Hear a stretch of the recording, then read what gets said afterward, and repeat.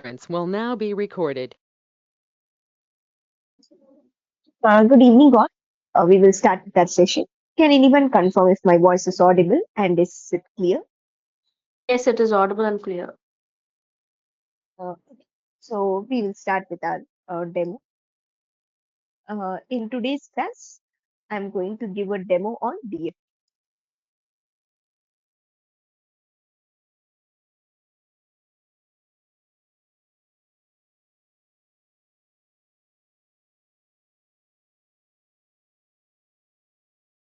So today I'm going to give a demo on DFT, which is designed for testability. So before we go into what is DFT, we will try to understand what is VLSI. VLSI stands for Very Large Scale Integration. Very Large Scale Integration.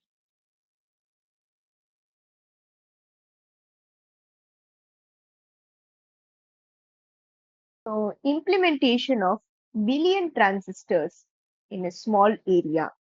So that is what is called as VLSI. Goals of VLSI. So one is high performance. So which means ensuring faster processing, ensuring faster processing, and then next is low power. So optimizing power usage to extend battery life. That is what is low power. Optimizing power usage. So extend battery.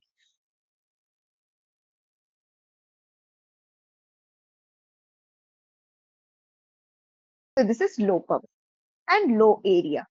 Low area means like reducing the chip size in order to achieve compact products. So reducing chip size to achieve compact products.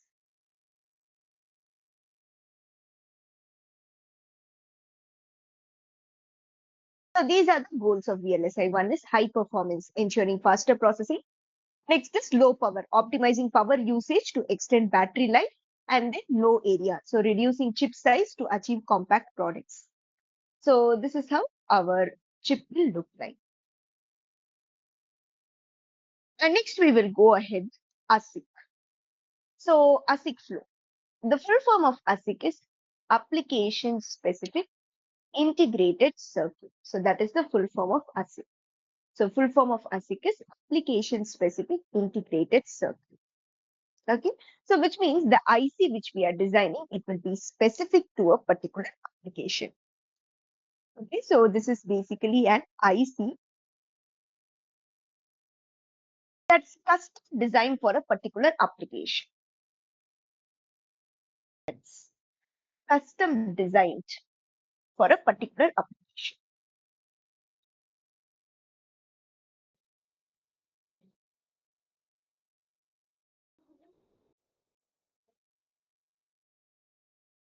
So if you want to see an example, a modem chip, it can't be used as a chip which is used for deployment of airbag in automobiles.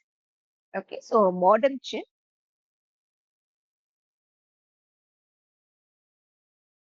can't be used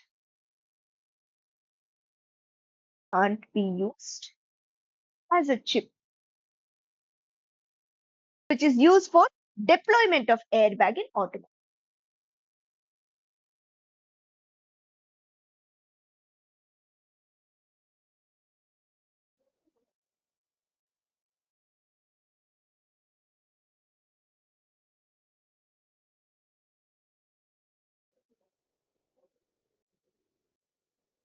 So that's why application specific integrated circuit, it is an IC that's custom designed for a particular application. So say for example, a modem chip, it can't be used as a chip which is used for deployment of airbag in automobile. Okay, a modem chip can't be used as a chip which is used for deployment of airbag in automobile. Okay. flow. What's ASIC flow? ASIC flow, it actually gives the steps which we need to follow for designing a chip. So these are actually the steps which is involved in the chip design. These are the steps involved in chip design.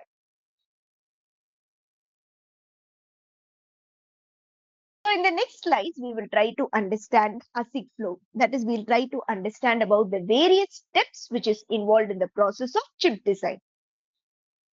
So the first stage is the design specification stage. So during the design specification stage, what will happen is based on the application for which we are designing the chip, certain specifications like what has to be the speed, memory modules, processors, sensors are required, what has to be the power. So those kind of details, those kind of specifications will be decided.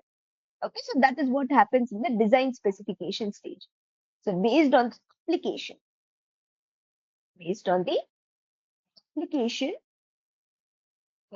for which we are designing the chip, for which we are designing the chip.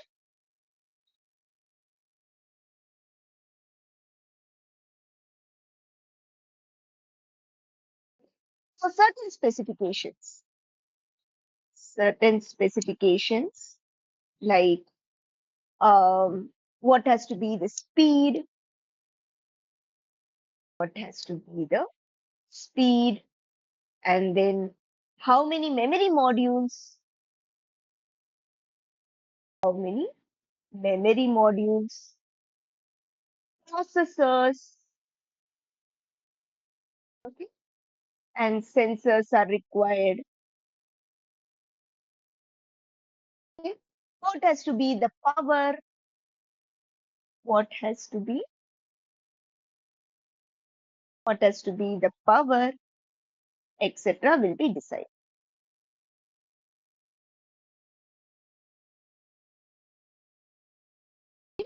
So based on the application for which we are designing the chip, certain specifications like what has to be the speed, how many memory modules, processors, sensors are required, what has to be the power. So those kind of specifications will be decided during the design specification stage. And after this, we have the design code stage. So the design team, they will be writing the design code. Okay. So design team will write the design code of the chip. Design team will write the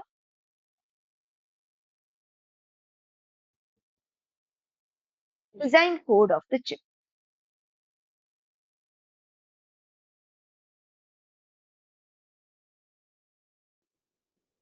Okay. So design team will write the design code of the chip.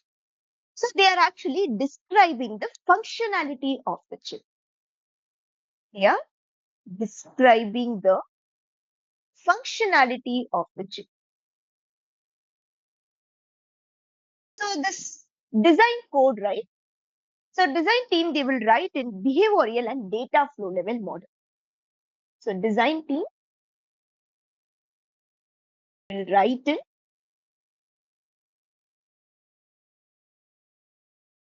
behavioral model and data flow level model.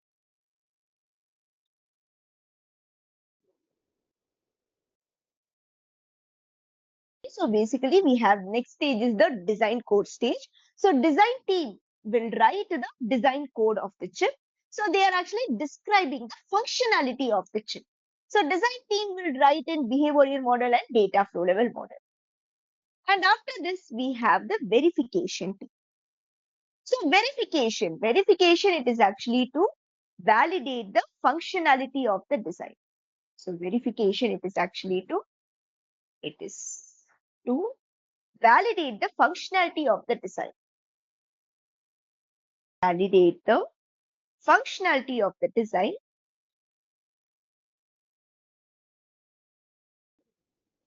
to ensure that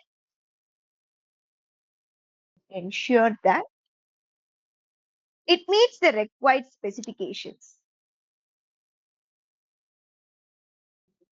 It meets the required specifications and performs as intended.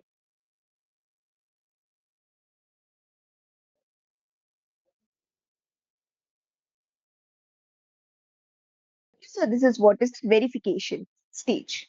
So verification, it is to validate the functionality of the design to ensure that it meets the required specification and performs as intended. And after this, we have the synthesis stage. So synthesis, what will happen is, so this behavioral and data flow level model uh, code is there, right? The behavioral and data flow level model. So that will get converted into structural form. Okay, the behavioral and data flow level model. Data flow level model. Okay, so the behavioral model and data flow level model code, it will get converted into structural form. Structural form. Or you can even call it as technology node specific gate level netlist. Technology node specific gate level netlist.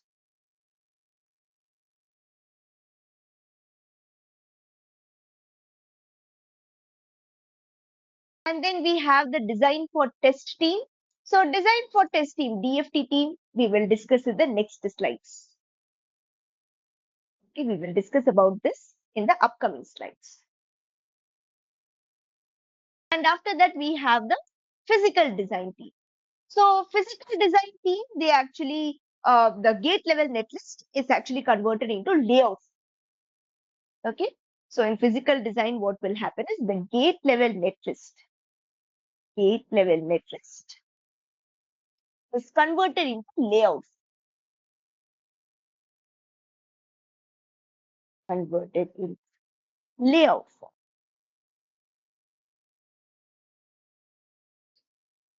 After this, we have sign off.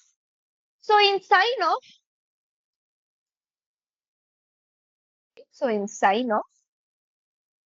we have STA, PV, and release. Okay, so in sign off, we have STA, PV, and LEC.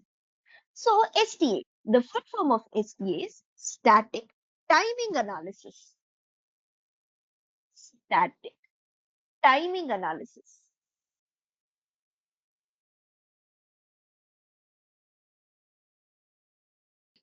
So static timing analysis, as its name suggests, it is a method of validating timing performance of the design. It's a method of validating, validating the timing performance of the design.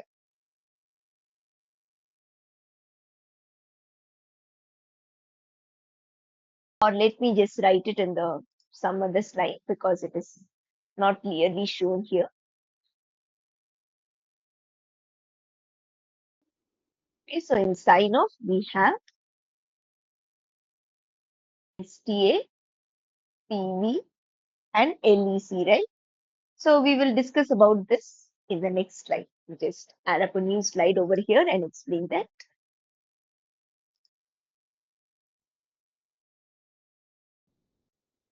So the full form of STA is static timing analysis. Static timing analysis.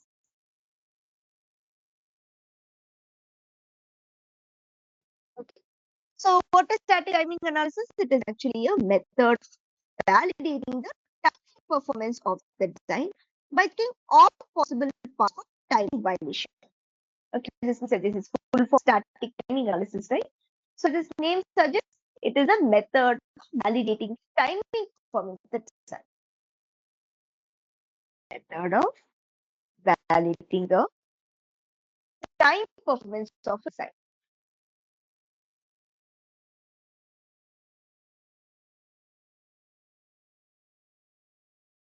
By checking all possible paths of timing violations.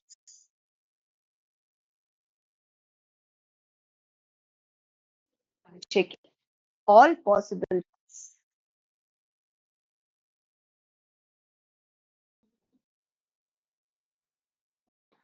Time violations.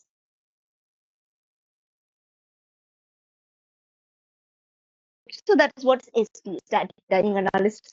It is a method of validating the timing performance of a design by checking all possible paths for timing violations. Okay. And then we have PV. PV is physical verification. Okay. PV is physical verification. So physical verification is actually verifies layout of the circuits. Verify the layout of circuits. And next we have LEC. So LEC stands for logical equivalence checks. Logical equivalence.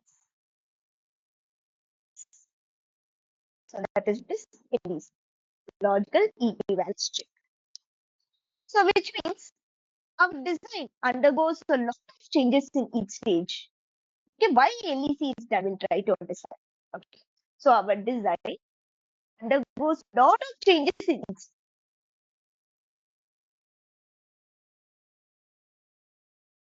Lot of changes in each stage.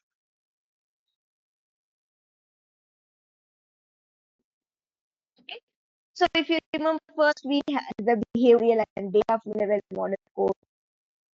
So that got converted into technology node specific gate level netlist. Technology node specific gate level netlist.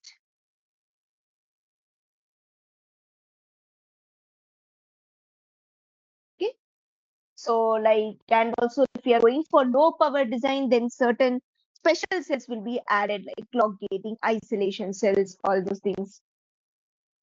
So I'll write like special cells for low power design. So if you're going for low power design, then you need to add up certain special cells like clock gating, isolation cells, retention registers. So those things also will be added. Okay. And then DFT team, we will be adding our test structures. So DFT test structures will be added.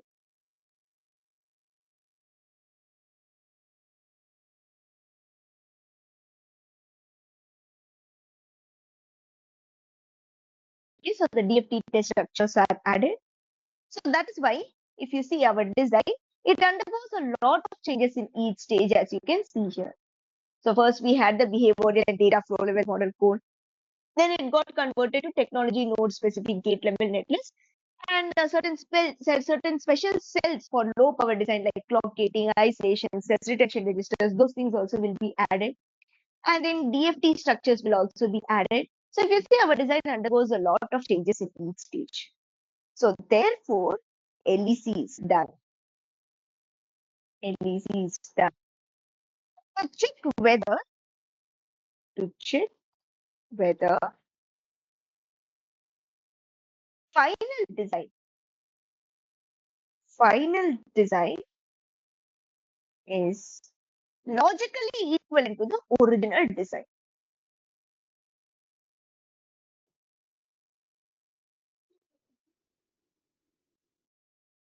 So our design, it is undergoing a lot of changes in each stage. So first we had the behavioral and data flow level model code, which got converted into technology node specific gate level netlist. And certain special cells for low power design also will be added into the design, and DFT team test structures will be added. So if you see, LEC is done.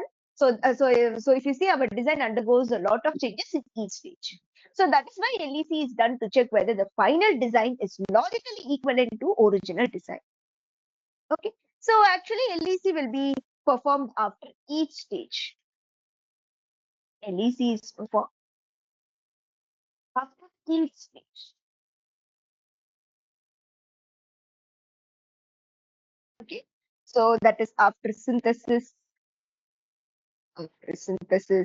after DFT insertions, after PD. Like, so LEC is performed after each stage, after synthesis, after DFT insertion, after PD, like that it will be performed after each stage. So these three things will be coming under the sign off. So static, So the static timing analysis, physical verification, and logical equivalence checks. And next is tape out. Tape out is delivering the database to the manufacturing unit is called as tape out. Okay, so delivering the database to the manufacturing unit.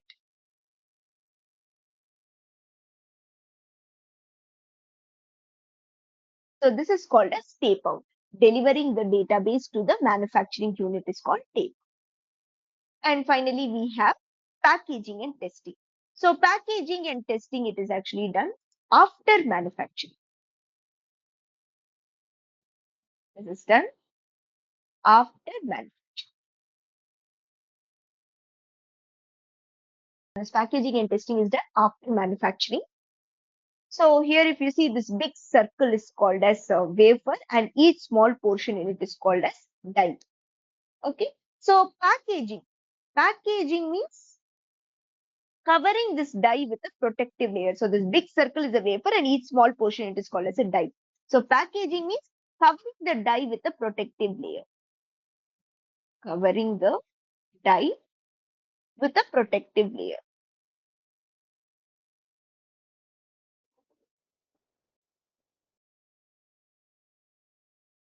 So that is what is called as packaging. Covering the die with a protective layer is called packaging. And testing. Testing, as its name suggests, to check whether our chip is good or not. Okay, testing is actually done to check if our chip is good or not.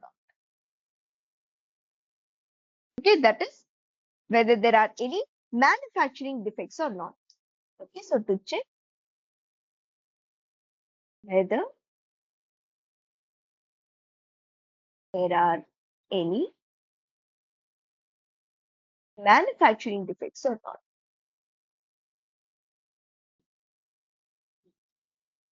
Okay, so testing, it is actually to check if our chip is good or not. That is to check whether there are any manufacturing defects or not. So that is what is testing.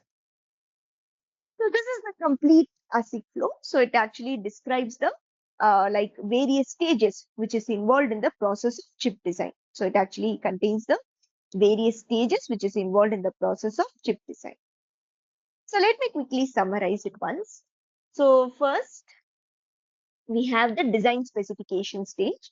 So based on the application for which we are designing the chip, certain specifications like what has to be the speed, how many memory modules, processors, sensors are required, what has to be the power. So such kind of specifications will be decided during the design specification stage. After this, we have the design code stage. So the design team will write the design code of the chip. They are actually describing the functionality of the chip.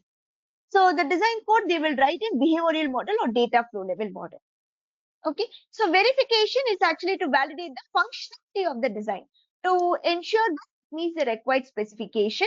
Okay, to ensure that it meets the required specification and performs as intended. Okay, verification is to validate the functionality of the design to ensure that it meets the required specification and performs as intended. Okay, and then here if you see, after verification, we have the synthesis. So in synthesis, that behavioral and data flow level model code. Okay, the behavioral and data flow level model code will get converted into structural form, or you can even call it as technology node specific gate level netlist. After that, we have the DFT team, which we will discuss in the upcoming slides. Then we have the physical design team. So the gate level netlist is converted into layout form. Okay, and then we have the sign off where we have STA, PV, and LEC. So STA is static timing analysis. So it is a method of validating the timing performance of a design by checking all possible paths for timing violation. So just as its name suggests, STA full form is static timing analysis. So just as its name suggests, it is a method of validating the timing performance of a design by checking all possible paths for timing violation. And then we have physical verification PV. It is to verify the layout of the circuits. And then we have logical equivalence check LEC. So why LEC is done is because like our design undergoes a lot of changes in each stage. So like first we had the behavioral and data flow level model code. Then it got converted into technology node specific gate level netlist and certain special cells for low power design like clock gating, isolation cells, retention registers. So those kind of cells will also be added.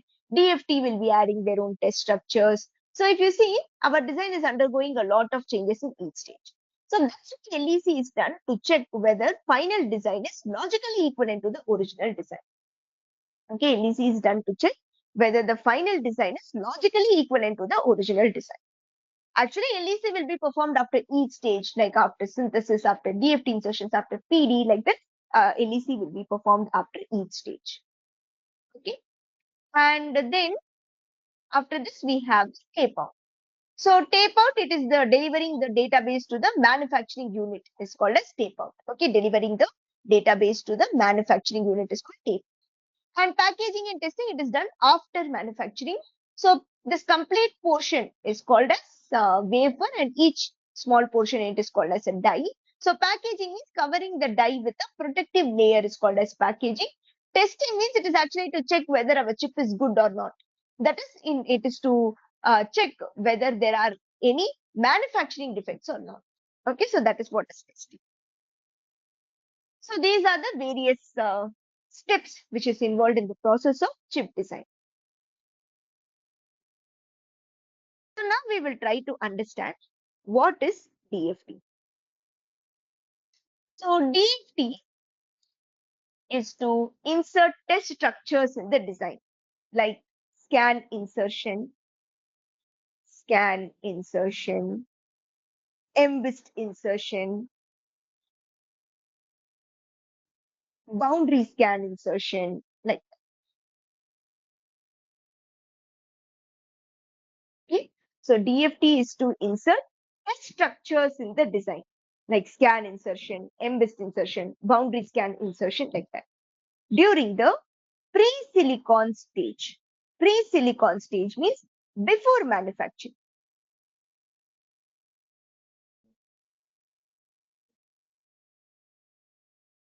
Okay, so that is what is pre-silicon stage. Facilitate. To facilitate means to help detection of manufacturing defects in a chip. Okay. So DFT is to insert test structures in the design like scan insertion, embossed insertion, boundary scan insertion, like that during the pre-silicon stage. Pre-silicon stage means before manufacturing. To facilitate, that is to help detection of manufacturing defects in the chip. So which means if suppose a particular chip fails after manufacturing, suppose a particular chip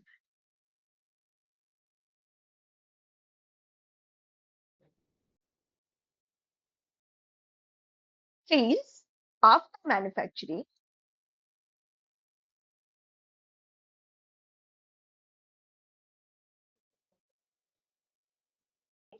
so DFT engineers will be able to tell what manufacturing defect has caused the chip to fail. DFT engineers will be able to tell what manufacturing defect has caused the chip to fail.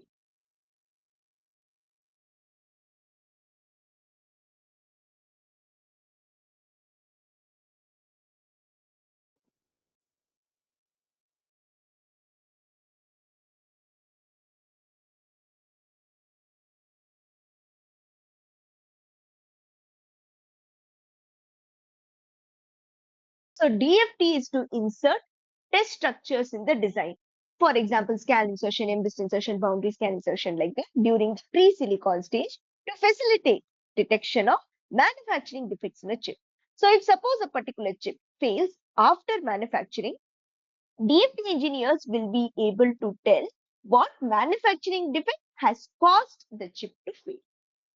Okay, so if suppose a particular chip fails after manufacturing, DFT engineers will be able to tell what manufacturing defect has caused the chip to fail. Okay, So what is the role of DFT engineers? So as we discussed in the previous slide, DFT is to insert test structures in the design during the pre-silicon stage to facilitate detection of manufacturing defects in a chip. So DFT engineers, we do not check the functionality of the chip. We rather check the quality of the chip. DFT engineers do not check the functionality of the chip. We rather check the quality of the chip. Okay. So let's try to understand with the help of an example. So like what is it? DFT engineers do not check the functionality of the chip. We rather check the quality of the chip. So what does it mean? We'll try to understand with the help of an example. And simultaneously, we will also be able to understand what is the difference between a DFT engineer and a functional verification engineer. So in the ASIC flow slide, we had seen a team called as a verification team, right? So we'll see a difference between what is the difference between a DFT engineer and a functional verification engineer. And why do we need both the DFT team as well as a functional verification team? We will try to understand. Okay. So first, let us try to understand this point. Why do we need DFT team when we have functional verification team? Okay, I will first try to understand why do we need a DFT team when we have functional verification team. So let's try to understand this with the help of an example. So we'll take an example and we'll try to understand this point. Okay. So in my example, I am having a design. So in my design, I'm having a 10-bit counter with counter initialization and counter observation circuit. Okay. So the scenario is, suppose counter is manufactured with a defect. So after counting 999, instead of counting 1000, it incorrectly rolls back to 999. Okay, so in my design, I'm having a 10-bit counter with a counter initialization and a counter observation circuit. So suppose I'm just considering a scenario over here. Okay. So suppose counter is manufactured with a defect. After counting to 999, instead of incrementing to 1000, it incorrectly rolls back to 999. Okay, so after counting 999, instead of counting 1000, it again counts 999. It incorrectly rolls back to 999. Okay, so this is the scenario. Okay, suppose counter is manufactured with a defect. That's why after counting to 999, instead of counting 1000, it incorrectly rolls back to 999. So now we'll try to understand what will happen if only functional verification team exists and what will happen if a DFT team exists. We'll try to understand what will happen if only functional verification team exists and what will happen if a DFT team exists. Okay.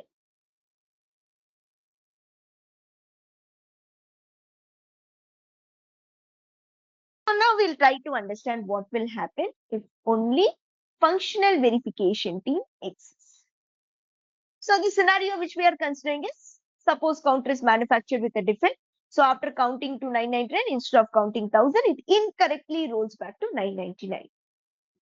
So now we are considering this scenario where only functional verification team is there. So what will happen?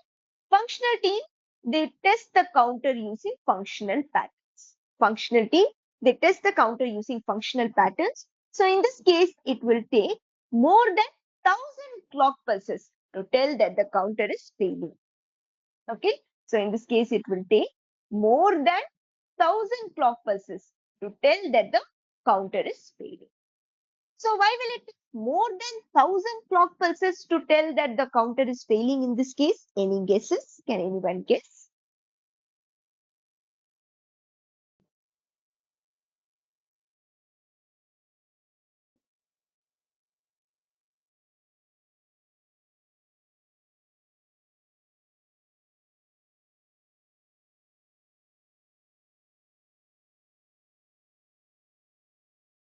So in this case, why will it take more than 1000 clock pulses to tell that the counter is failing?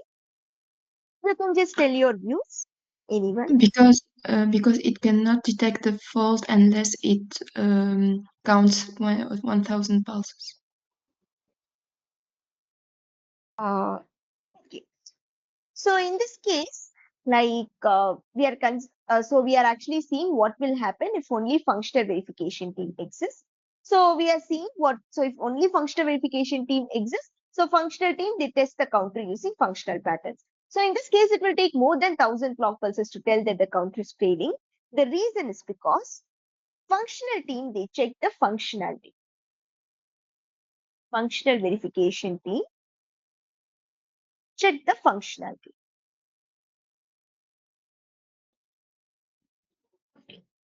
So that is, they will check if the counter counts from 0 to 1023. So that is what is the functionality in this case. It's a 10-bit counter, right? So that's why they will check. They will check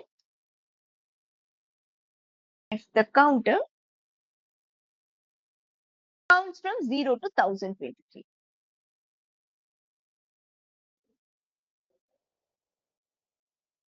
So in this case, what is happening? The counter is failing at the 1000th. Count is failing at 1000th.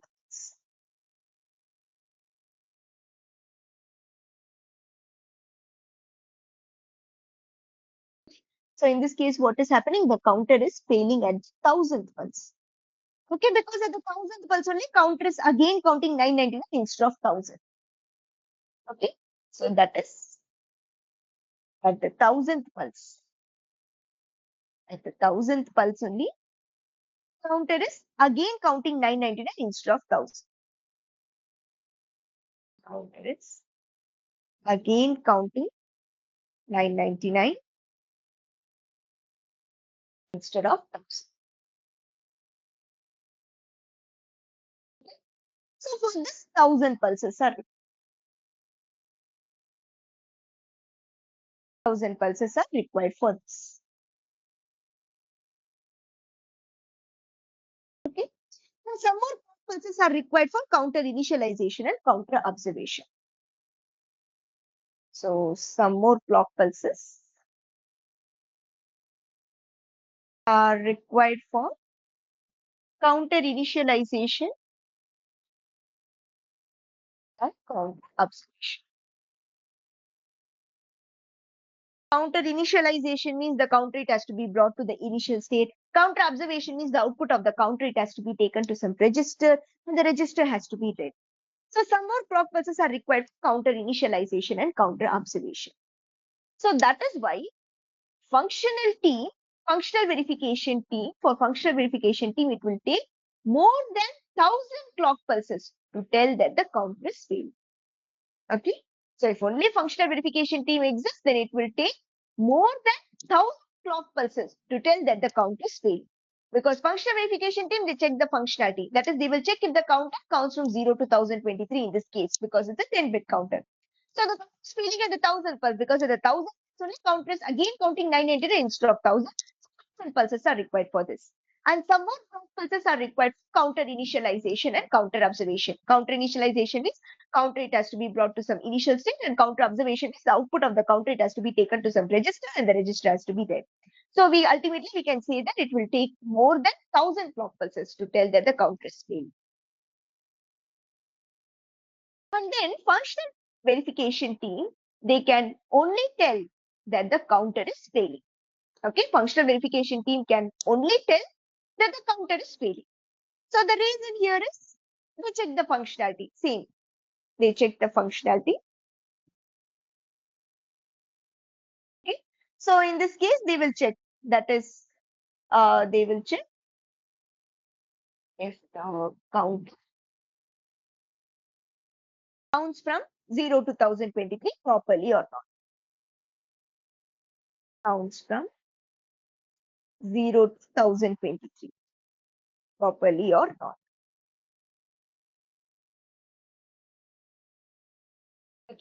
So they check the functionality. That is, in this case, they check if the counter counts from 0 to 1023 properly or not.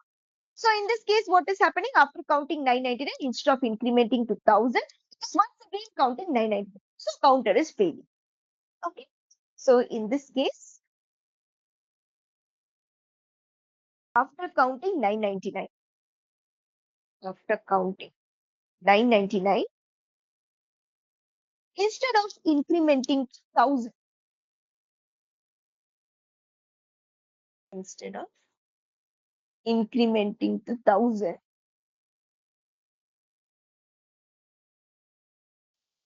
That is once again counting 999. Yes. Once again counting 999. Okay, so that's why counter is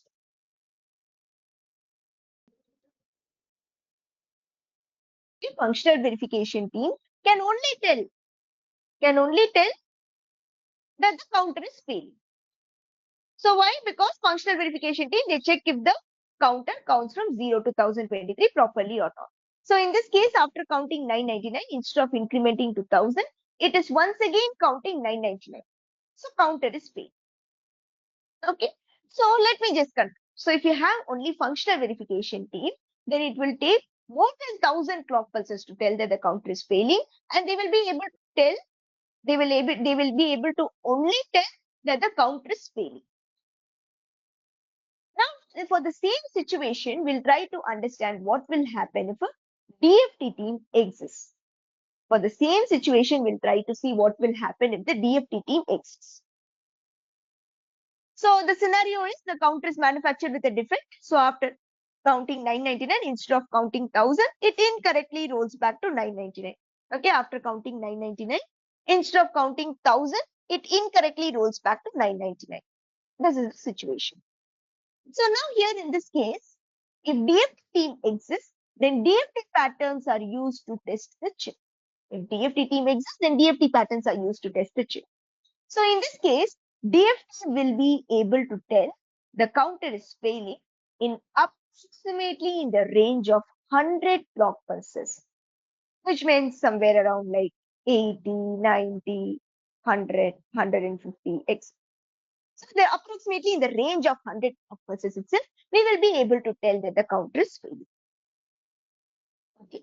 And how? How DFT team are able to tell that the counter is failing in approximately in the range of 100 clock pulses? That is, if you see DFT team, they require less number of clock pulses compared to functional verification team, right? So functional verification team, how many clock pulses they had required in order to detect the situation? We discussed in the 1000. previous slide, right? Yes, it will 1000. take more than, yes, correct. It will take more than 1000 pulses. So more than 1000 clock pulses. DFT, if you see, we require approximately in the range of 100 clock pulses. Approximately in the range of 100 clock pulses. Okay, so DFT may approximately require in the range of 100 clock pulses to tell that the counter is failed. So if you see, DFT team requires less number of clock pulses compared to functional verification team. So that's why test time will be less compared to functional verification team. Okay, test time will be less compared to functional verification team. And how DFT team is able to tell that the counter is failing in such significantly less number of clock cycles? It is because DFT team we go for a technique called as scan insertions. So that's why we will be easily able to control and observe our circuits. We'll discuss about scan insertion like when we do the course. Go for scan insertion. So that's why we will be easily able to control and observe our circuit. So that's why DFT team are able to tell that the counter is failing in significantly less number of clock cycles. So that's why test time will be less compared to functional verification team.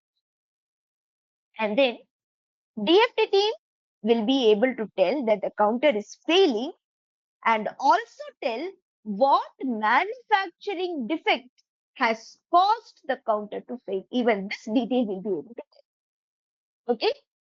DFT team will be able to tell that the counter is failing and also tell what manufacturing defect has caused the counter to fail. Okay, even this additional detail will be able to give, will be able to tell what manufacturing defect has caused the counter to fail. Okay, so by knowing what manufacturing defect has caused the chip to fail, what we can do is we can actually inform it to the foundry. So if many chips are failing in the same way, then in the next batch they will try to overcome the problem. Okay, so by knowing what manufacturing defect has caused the chip to fail. What manufacturing defect has caused the chip to fail. What we can do, we can inform it to the foundry. We can inform it to the foundry. Okay. So if many chips are failing in the same way, next batch they will try to overcome the problem. If many chips are failing in the same way,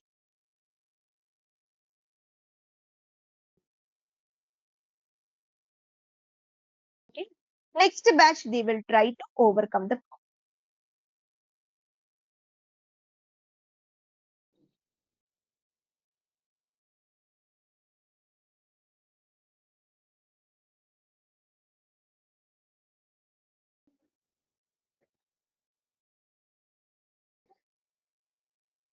So if you just remember here, functional verification team can only tell that the counter is failing. Whereas DFT team, if you see, DFT team will be able to tell that the counter is failing and also tell what manufacturing defect has caused the counter to fail. So by knowing what manufacturing defect has caused the chip to fail, we can actually inform it to the foundry. So if many chips are failing in the same way, in the next batch they will try to overcome the problem.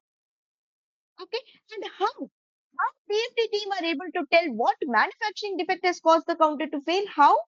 Okay, it is because DFT patterns, they are generated using a technique called as ATPG, automatic test pattern generation. So ATPG tool, it does a process called as fault simulation to generate the test pattern. Okay, ATPG tool, it does a process called as fault simulation to generate the test pattern. Okay, it does a process called as fault simulation to generate the test pattern. And that is why we are able to tell what manufacturing defect has caused the chip to fail. Okay, so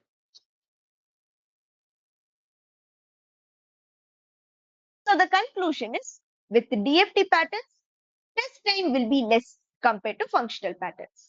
And with DFT patterns, we will be able to tell what manufacturing defect has caused the chip to fail.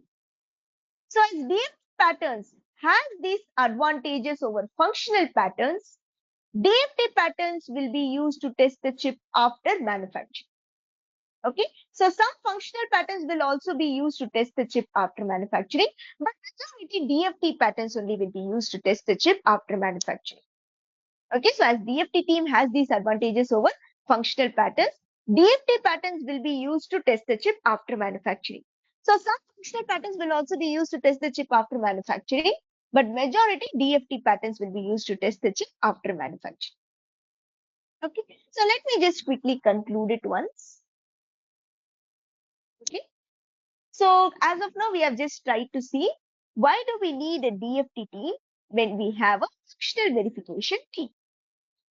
So for that, we have taken an example of a counter. So in a design, I'm having a 10-bit counter with a counter initialization and a counter observation circuit. Scenario is, suppose the count is manufactured with a defect. So after counting 999, instead of counting 1000, it incorrectly rolls back to 999. So we'll try to understand what will happen if only functional verification team exists and what will happen if a DFT team exists. So if only functional verification team exists, then what will happen? Scenario is, counter is manufactured with a defect. So after counting 999, instead of counting 1000, it incorrectly rolls back to 999. So functional verification team, they test the pattern using functional patterns because we are considering the situation that only functional team is existing. So functional team, they test the counter with functional patterns. So in this case, it will take more than 1000 clock pulses to tell that the counter is failing. Okay, so here in this case, we are considering what will happen if only functional verification team exists. Okay, maybe before going into this conclusion, let me just give you a difference between a DFT engineer and a functional verification engineer. One second. One second.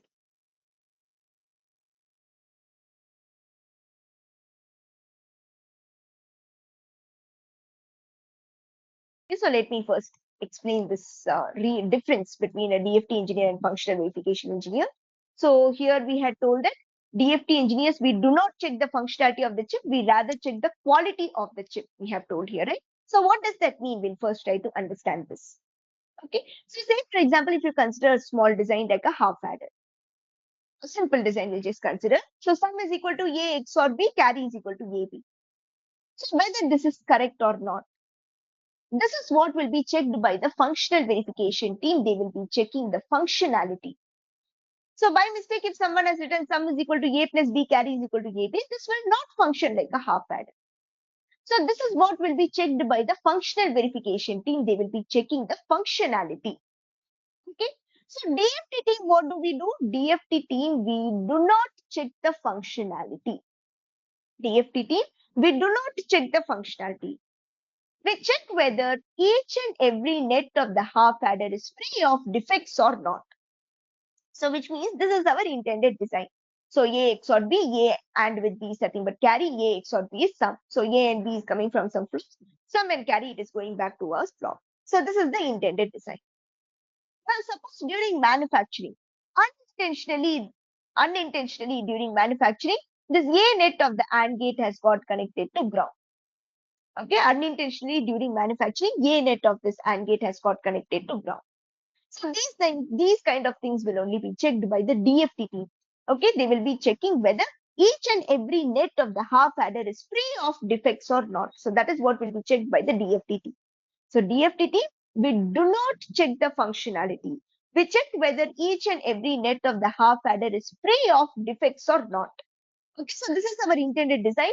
Now, suppose during manufacturing, unintentionally during manufacturing, A net of the AND gate has got connected to ground like this. So this is what will be checked by these kind of things will only be checked by the DFT engineers. We do not check the functionality. We check whether each and every net of the half adder is free of defects or not. Okay, so this kind of things will only be checked by the DFT. Okay, so this is what is the basic difference between what a functional verification team does and what a DFT team does. Okay, so this is the basic difference between a functional verification team and a DFT team. Okay. So now let's try to understand why do we need a DFT team when we already have a functional verification team. Already we have tried to discuss this. Let me just quickly conclude whatever we have discussed. Let me just quickly conclude it. Okay. So for understanding this, I have considered a design. So in my design, I had a 10-bit counter with a counter initialization and a counter observation circuit. The scenario which I had considered is I had considered that suppose the count is manufactured with a defect. So after counting 999, instead of counting 1000, it incorrectly rolls back to 999. That is, it is once again counting 999. Okay. So now here in this case, what will happen if only functional verification team exists and what will happen if a DFT team exists? We had tried to see. Okay, so in this situation, we had tried to see what will happen if only functional verification team exists and what will happen if a DFT team exists. So if only functional verification team exists, okay, if only functional verification team exists, then what will happen? Situation is counter is manufactured with a defect. So that's why after counting 999, instead of counting 1000, it is again counting 999. So if only functional verification team exists, then what will happen? Functional team, they test the counter using functional patterns.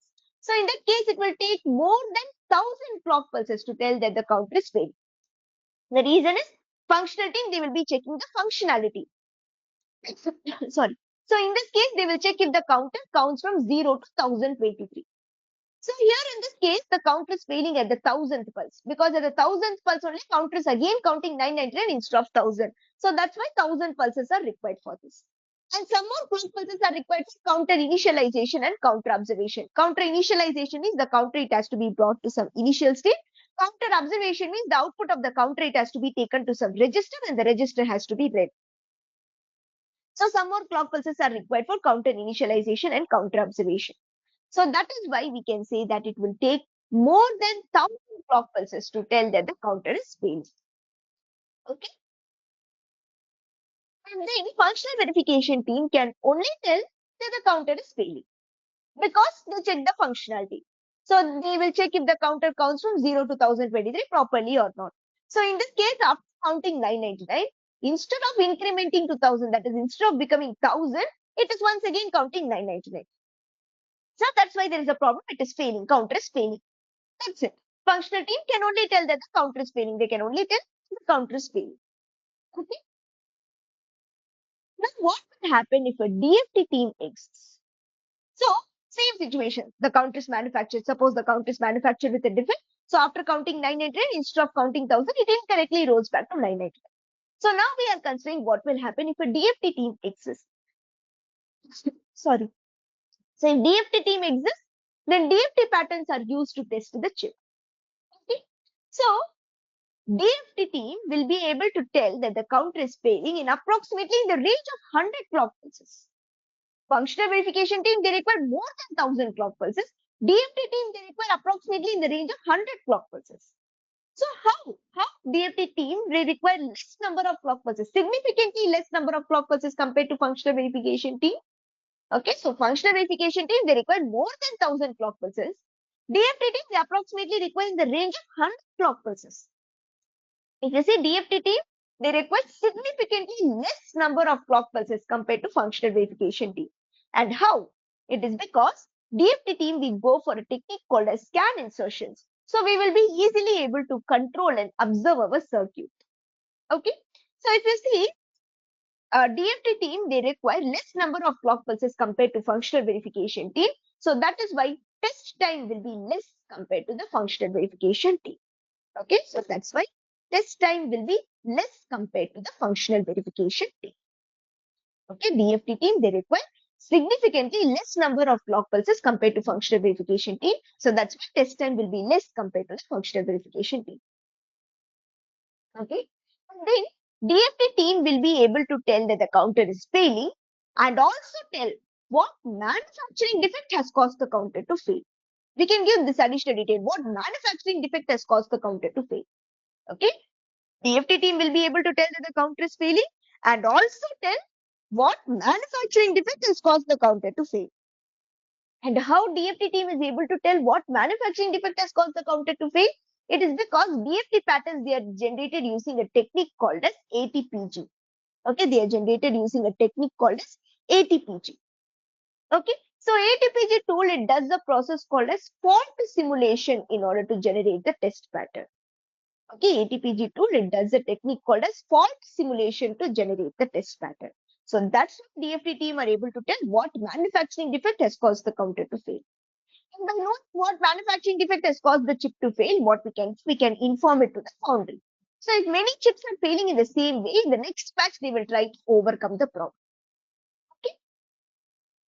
So now if you see with DFT patterns, test time is less compared to functional patterns, and DFT will be able to tell what manufacturing defect has caused the chip to fail.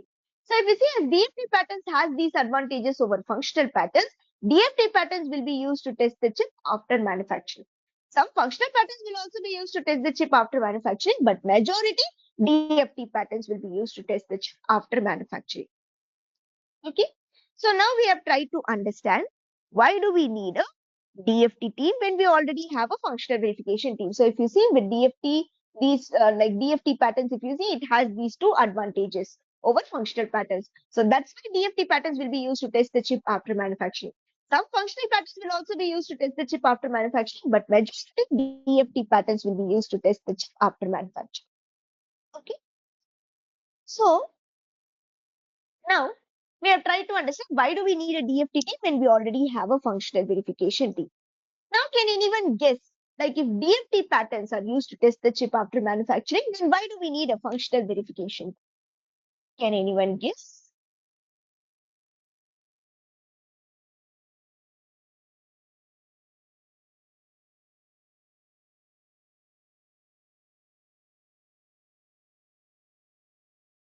DFT patterns are used to test the chip after manufacturing.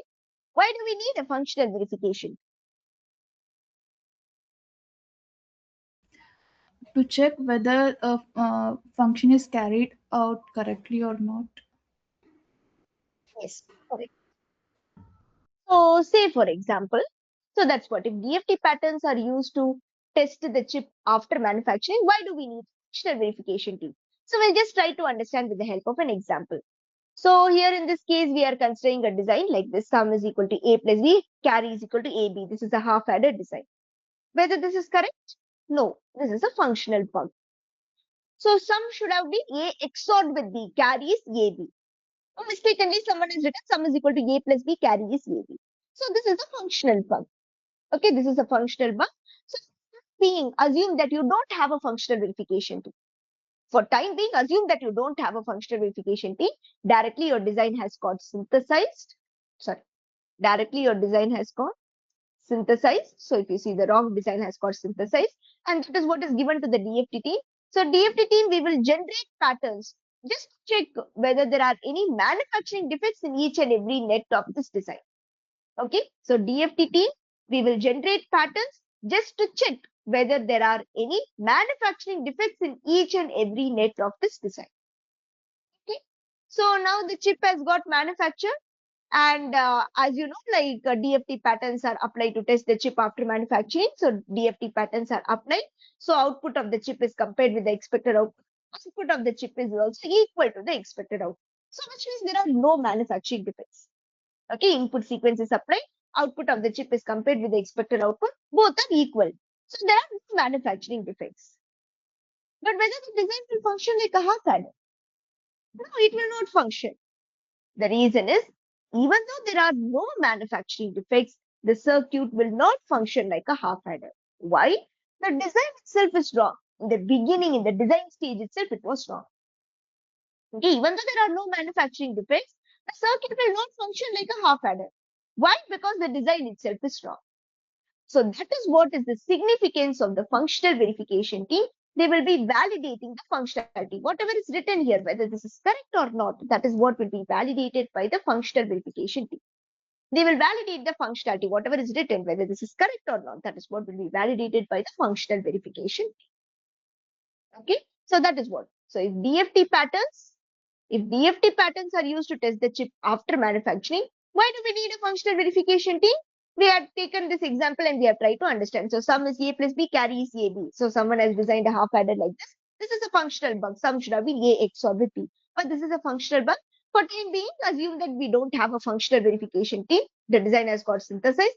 It is given to the DFT team. So DFT will generate pattern just to check whether there are any manufacturing defects in each and every net of this design. And afterwards, chip has got manufactured, DFT patterns are applied. So output of the chip is compared with the expected output. So both are equal. So there are no manufacturing defects. Output of the chip, if it is equal to expected output, means there are no manufacturing defects. But whether the design will function like a half adder? No. Because even though there are no manufacturing defects, the circuit will not function like a half adder. Why? The design itself is wrong. Okay. So that is what is the significance of the functional verification team. They validate the functionality. They will check whether this is correct or not. Whatever is written, whether this is correct or not, that is what will be checked. Okay. So that is why in the ASIC flow slide as well, it is given like this.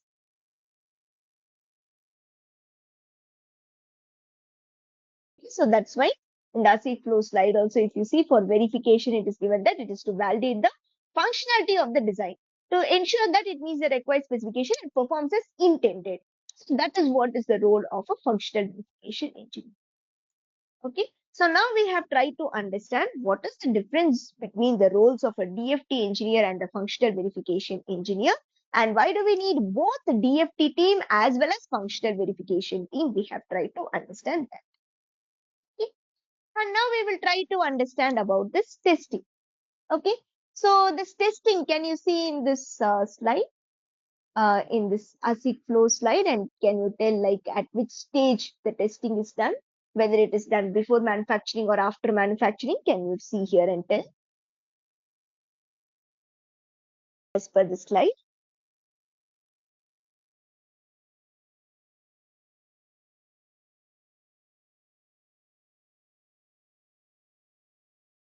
So the last step, when it is done,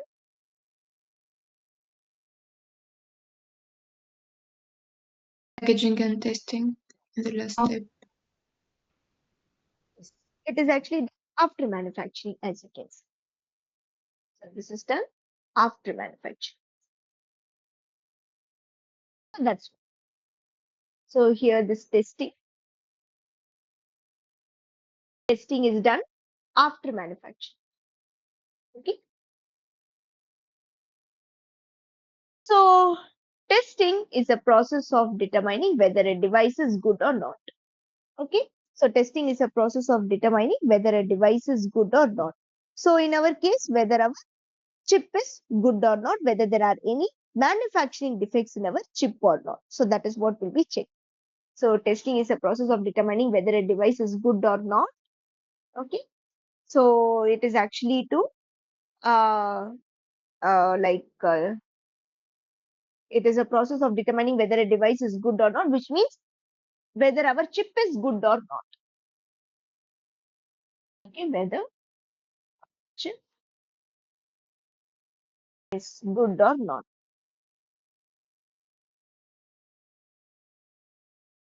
Okay. So that is to check whether our chip has any manufacturing defects or not. Is the chip if our chip has any manufacturing defects or not.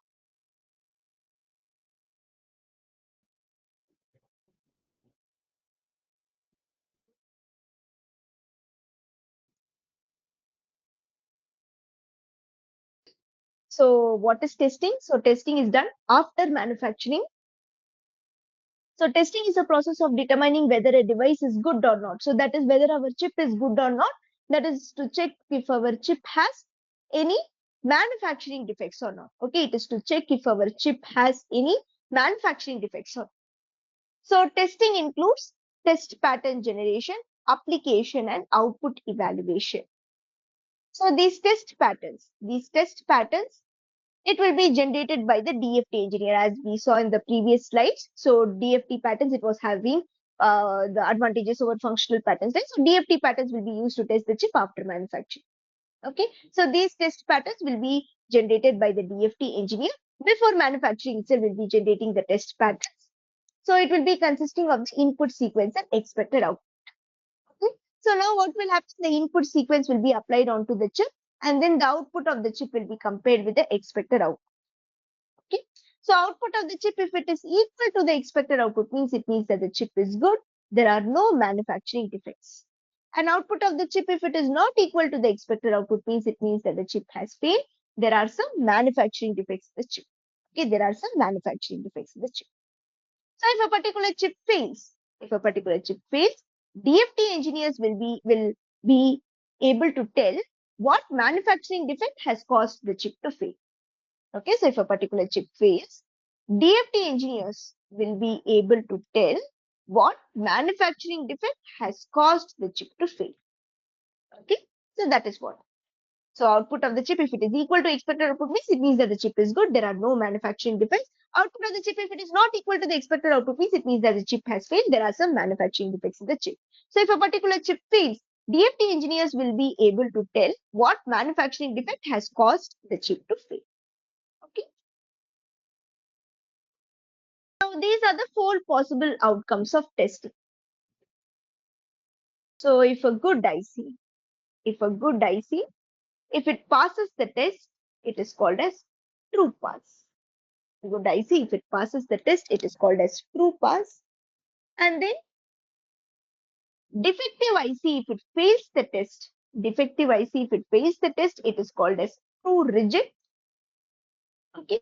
And then if a defective IC, if it passes the test, it is called as test escape. It's also called as under testing. And if a good IC, if it fails the test, it is called as yield loss. It is also called as over testing. Okay. So good IC, if it passes the test, then it is called as true pass. Defective IC, if it fails the test, it is called as true reject. Sorry. Defective IC, if it passes the test, it is called as test escape. It is also called as under testing. And if a good IC, if it fails the test, it is called as yield loss, or it is also called as over testing. Okay. So good IC, if it passes the test, it is called as pass. Defective IC means it should fail the test. So defective IC, if it fails the test, it is called as true reject. Now, if a defective IC, if it passes the test, then it is called as test escape, it's also called as under testing. And if a good IC, if it fails the test, it is called as yield loss. It is also called as over testing. Okay, good IC, if it fails the test, it is called as yield loss. It is also called as over testing. Okay.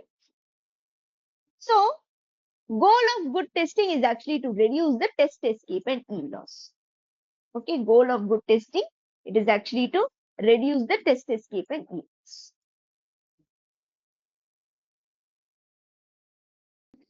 So what is yield? Yield means number of good chips divided by total number of chips. So that is what is yield. So goal of good testing is to reduce the test escape and yield loss. Okay. And then what are called as manufacturing defects we'll try to understand. So the defects that are caused due to process variation. So process variation means slight variation in the transistor channel length. So slight variation in the transistor channel length.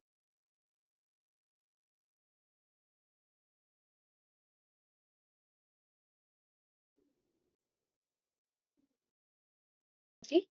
So metal interconnect width and thickness. Metal interconnect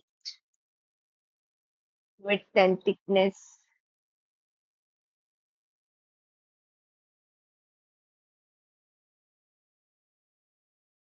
So all these things will actually impact the logical and timing performance. So it's will impact logical and timing performance.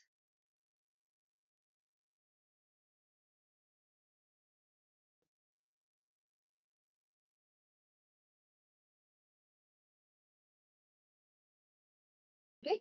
So process variation means slight variation in the transistor channel length, metal interconnect width and thickness. All those things will impact the logical and timing performance. And then random imperfection. Random imperfection means it can result in unintentional shorts and opens, etc. So can result in opens, shorts, etc. So that is what is called as manufacturing defects. Manufacturing defects means they are the defects that are caused due to process variation, that is slight variation in the transistor channel, metal interconnect width and thickness. All those things will impact the logical and timing performance. Random imperfection means it can result in opens and shorts, all those things. Now we'll try to understand about the flow of DFT. So first we have the insertion where we are going to add the extra logic, then pattern generation where the input data and expected output will be generated, and then we'll be having the simulation validation. So in the upcoming slides, we will try to see an overview about all the topics which is going to be covered in our course, in our DFT syllabus, what all the topics will be covered. And at that time, we'll also try to understand about the flow of DFT. The various steps which is there in the flow of DFT, we will try to understand. Okay, so basically, this is our course outline. So we have scan insertions, scan compression, on-chip clock controller OCC, automatic test pattern generation ATPG, simulations, and then joint test action group JTAG, and memory built-in self-test MBEST, and then boundary scan, B-scan, boundary scan. So these are all the topics which will be covered. And this JTAG is actually a IEEE 1149.1 standard. IEEE 1149.1 standard. Okay. We will also cover IJTAG, which is nothing but IEEE 1687 standard. We will also cover IJTAG, which is nothing but IEEE 1687 standard. Okay. So here in the demo, I haven't included this because in order to understand what is this IJTAG, you have to thoroughly understand what is a JTAG. So that's why in the demo, I haven't included it. But in the regular course, we will be covering this as well. IEEE 1687 standard IJTAG also will be covered. Okay. So these are all the topics. So scan insertion, scan compression, OCC on-chip clock controller, ATPG, simulation, JTAG, MBEST, and boundary scan. Okay. So now we can have a break for 10 minutes, a short break we can have. And after the break, we can discuss about what all the topics will be covered in our course. And in the subtopics like scan insertion means what is scan insertion, what is the need of scan insertion, and what all the subtopics will be covered in our course. So all those things we will discuss it after the break. Okay. So we can meet at 5:30 after the break. We'll have a break for 10 minutes and we'll meet at 5:30 after the break.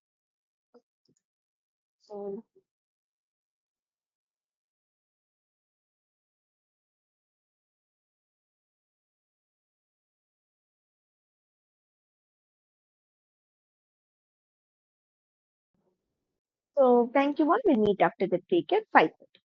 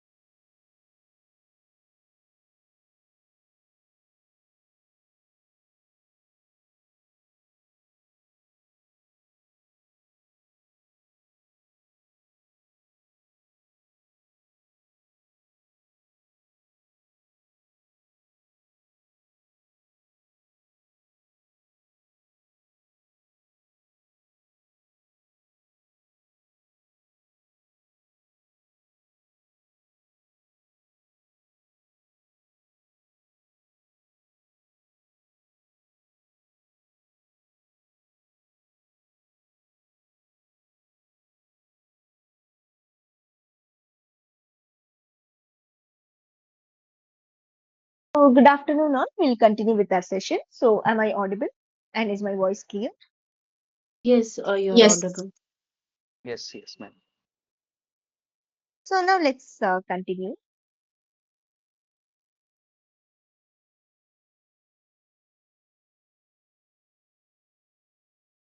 So these are all the course outlines. So now we will try to understand about each topic. So what happens in each topic we'll try to understand. And one more thing. So in this simulations, as of now, only no timing simulation is covered in our syllabus. Okay, so as of now, only no timing simulations is covered in our syllabus.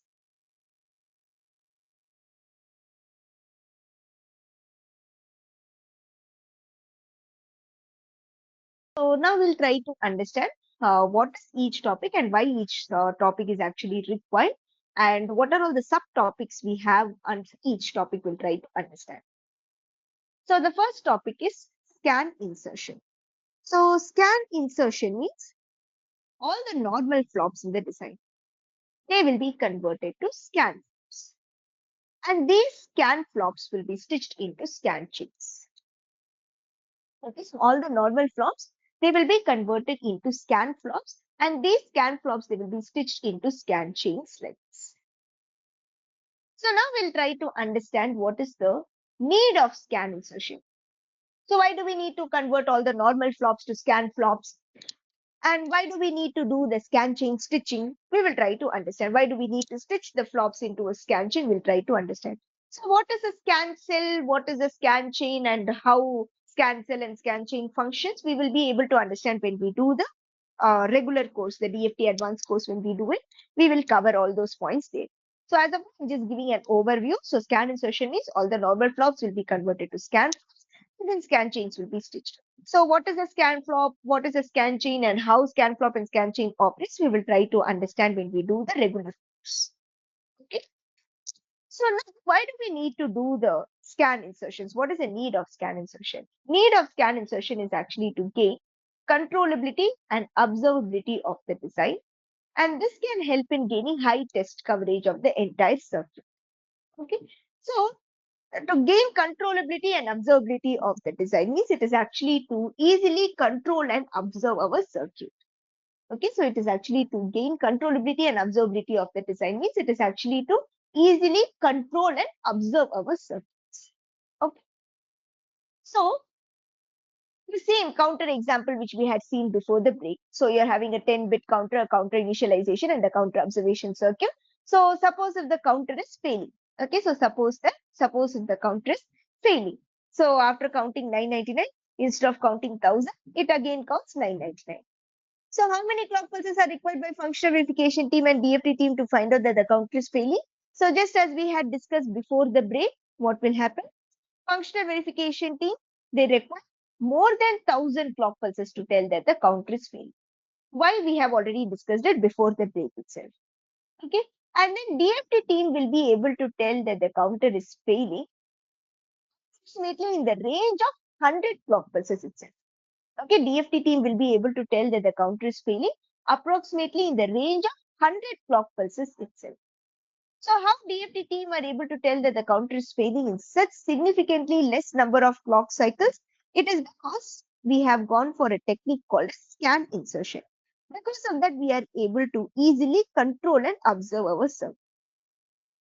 Okay, so we have gone for scan insertions. We have gone for a technique called scan insertion. Because of this, we will be easily able to control and observe our circuit. Okay, so DFT team will be able to tell that the counter is failing approximately in the range of 100 clock pulses. So range of 100 clock pulses means, as I told before the break, you can imagine like 80, 90 or 100, 150, etc. Okay, so if you see, we require significantly less number of clock cycles compared to functional verification team. We require significantly less number of clock cycles. Less number of clock cycles compared to the functional verification team. Compared to functional verification. Okay, so if you see, we require significantly less number of clock cycles compared to functional verification team. Okay, so how DFT team is able to tell that the counter is failing in such less number of clock cycles? It is because we have gone for the scan insertion technique. Because of this, we will be easily able to control and observe our circuit. To understand this need more in detail when we do the scan insertion topic in our regular course when we do it, we will try to understand this more in detail through some illustrations. We will try to understand it. So as of now, just remember that in this situation, DFT team, we are able to tell that the counter is spinning approximately in the range of 100 clock pulses. So if you see, significantly less number of clock cycles compared to functional verification team. So how DFT team is able to tell that the counter is failing in such significantly less number of clock cycles compared to functional verification team? It is because DFT team, they are going for a technique called as scan insertion. Because of that, we are able to easily control and observe our circuit. And how? So how DFT team are able to tell that the counter is failing in such significantly less number of clock cycles? We will try to understand when we do this regular course, when we try to do the scan insertion topic with the help of an illustration. So I will be explaining how DFT engineers are able to tell that the counter is failing approximately in the range of 100 clock pulses itself. Okay, the same example we will revisit once again when we do the regular course. Okay, the actual training when we do, we will once again revisit this example, and then we will try to understand in this case how DFT engineers are able to tell that the counter is failing approximately in the range of 100 clock pulses itself. Okay, and as a part of the scan insertion topic, what are all the subtopics we will be covering is? Okay, so topic 1 is scan insertions.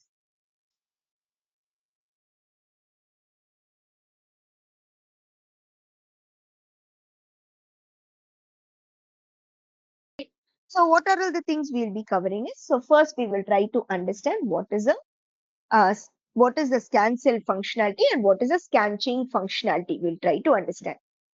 Okay, so normal flops converted to scan chains are stitched, right? So what is the scan cell functionality? What is the scan chain functionality? All those things we will try to understand. So this we will try to understand first. Scan cell functionality and then scan chain functionality. Okay, and then we will try to understand about the need of scan insertion. Need of scan insertion. Okay, so while we are discussing about the need of scan insertion, I will be explaining. Okay, so once again, I will revisit the counter example and then I will show you how, with the help of how DFT team, we are able to tell that the counter is failing in approximately in the range of 100 clock pulses itself. So that I will tell you when we do the need of scan insertion. In order to understand how, you first need to understand the scan cell and scan chain functionality. Only then you will be able to understand how we are able to tell in such significantly less number of clock cycles.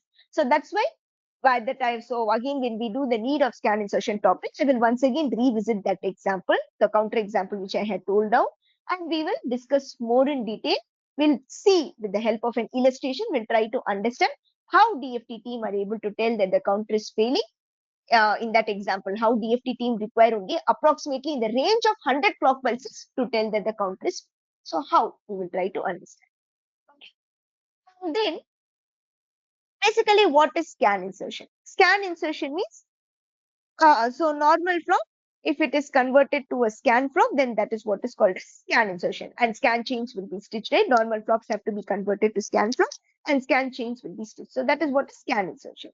So a normal flop, it has to be converted to a scan flop, then scan chains will be stitched. So that is what is scan insertion. Now, if a normal flop, if it has to be converted to a scan flop, then it has to pass certain rules. It has to pass certain rules. Okay, so if a normal flop, if it has to be converted to scan flop, then it has to pass certain rules. So those rules are only called as the scan DRCs.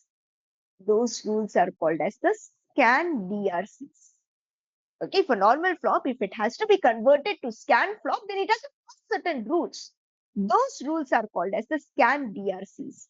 So the full form of DRC is design rule checks. Full form of DRC is design rule checks.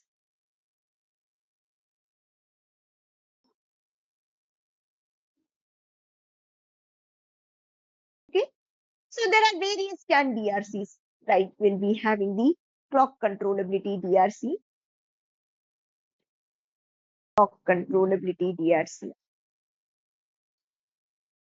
okay, and then we have the set reset controllability DRC,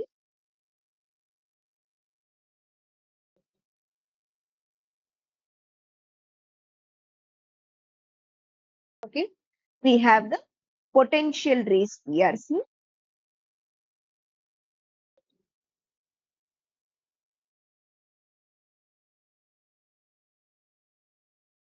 and then we have the feedback loop DRC,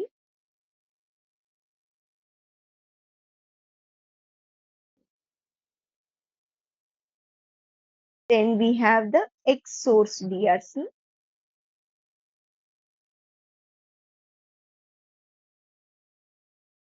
and then we have the bus contention DRC.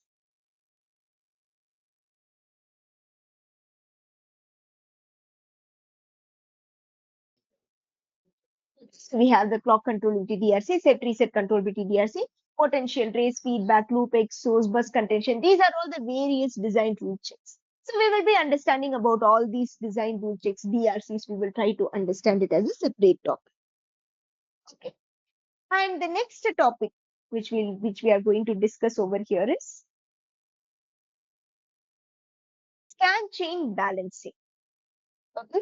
So the next topic which we are going to discuss over here is the scan chain balancing.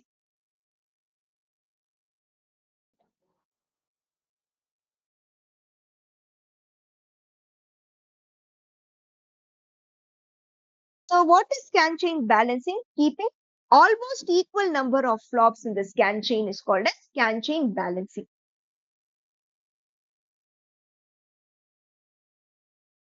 Scan chain balancing is keeping almost equal number of flops in the scan chain. Almost equal number of flops in the scan chain. So that is what is called as scan chain balancing. So scan chain balancing is keeping almost equal number of flops in the scan chain is called scan chain balancing. Okay.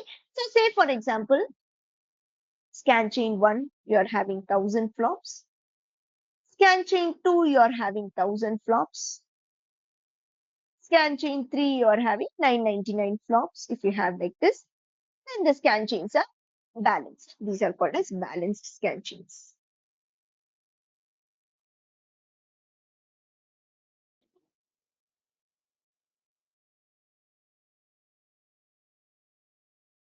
Okay. So scan chain balancing is keeping almost equal number of flops in the scan chains. So scan chain 1000 flops, scan chain 2000 flops, scan chain 3, 999 flops. These are balanced scan chains because we have kept almost equal number of flops in the scan chain. So why we are doing this scan chain balancing? Why we are doing this scan chain balancing? We are doing scan chain balancing in order to reduce the test time. We are doing the scan chain balancing in order to reduce the test time.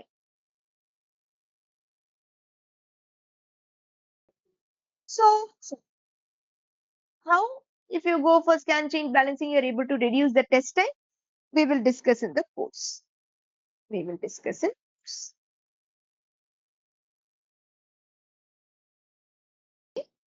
And also, in order to achieve balancing, we need to adopt certain techniques like edge mixing and domain mixing. Okay. So in order to achieve balancing, we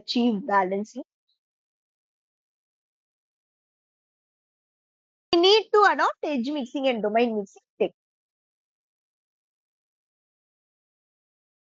We need to adopt edge mixing and domain mixing techniques.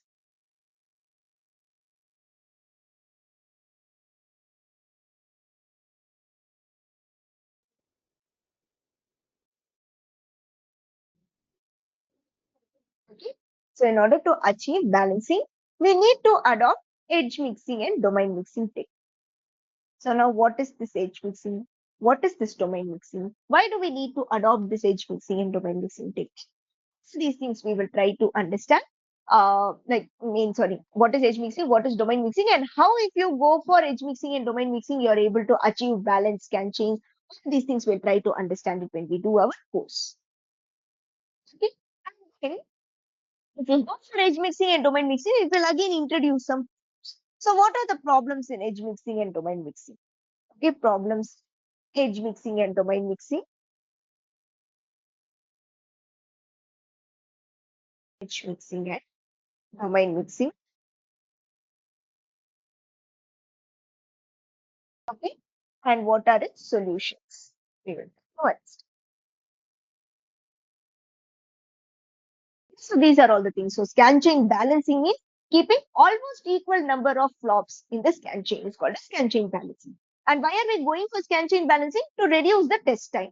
So how you go for scan chain balancing, you're able to achieve reduction in test time. We will discuss it in the course with the help of illustration. In order to achieve balancing, we need to adopt edge mixing and domain mixing techniques. What is edge mixing? What is domain mixing? And how if you adopt edge mixing and domain mixing, you're able to achieve balanced scan chains. These things we will try to understand when we do the course. Okay. Now, if you go for edge mixing and domain mixing, it will again introduce some problems. So that is nothing but the problems in edge mixing and domain mixing and their solutions. We will discuss it. So what are the problems this edge mixing and domain mixing will introduce and its solution we will try to understand. Okay, all these points we'll try to understand in our course. And then next topic is scan compression. So scan compression means a scan channel is internally divided into multiple scan chains.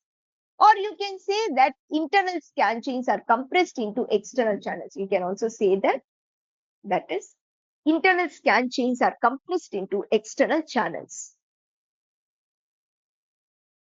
Internal scan chains are compressed into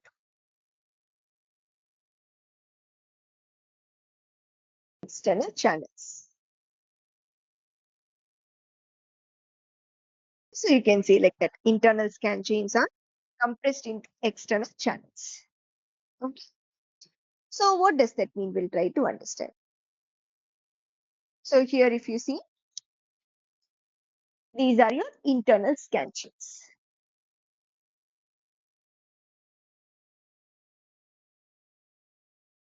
One second, the drawing tab is not writing. Let me just disconnect and reconnect the drawing tab. So here if you see, these are your internal scan chains.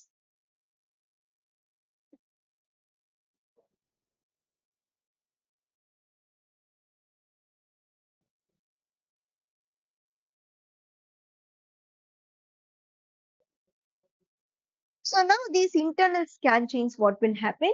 They are compressed into external channels.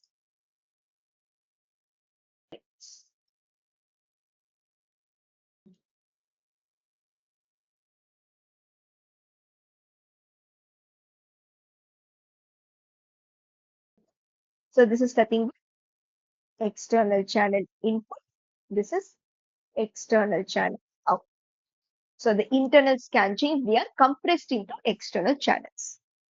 Okay. So why do we need to go for scan compression? So why do we need to compress the internal chains into external channels? Why do we need to compress internal scan chains to external scan channels? So why do we need to do that? So we are doing it in order to reduce the test time and also in order to reduce the test data volume. So test data volume is nothing but the number of bits of turns. Test data volume is the number of bits of patterns. Okay. So internal scan chains are compressed into external channels. So that is what is called as scan compression. The internal scan chains are compressed into external channels as I have shown in the diagram. And why do we need to do that? Why do we need to compress the internal scan chains to external channels? Why do we need to do that? It is actually done to reduce the test time and also to reduce the test data volume. Test data volume is the number of bits of patterns. Okay. And how? How if you go for scan compression, you are able to achieve reduction in test time and reduction in test data volume? How are you able to achieve that? So we will try to understand it logically. Logically also we'll try to understand. We will also try to understand with the help of formula. We will also try to understand with the help of formula. While doing the course, we will try to understand. So how with the help of scan compression, you are able to reduce the test time and you're able to reduce the test data volume. How? Understand it by logically also we'll understand. We'll also understand with the help of the formula. Okay. And to achieve compression, to achieve compression,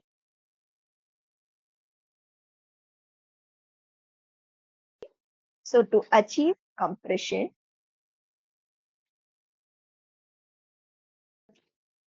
while using mental graphics tools, while using mental graphics tools, okay, we need to add up a logic. So that logic is called as the EDT. Okay. So to achieve compression, while using mental graphics tools, you will be adding up a logic called as EDT logic. So the full form of EDT is embedded deterministic test. Embedded deterministic test.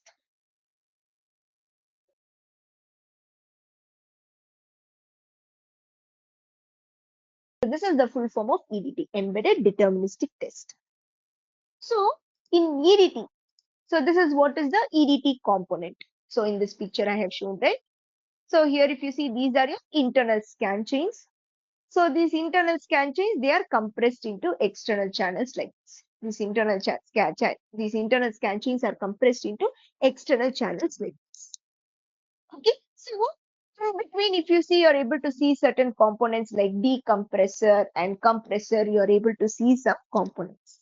So these decompressor and compressor components, they are actually a part of the EDT logic.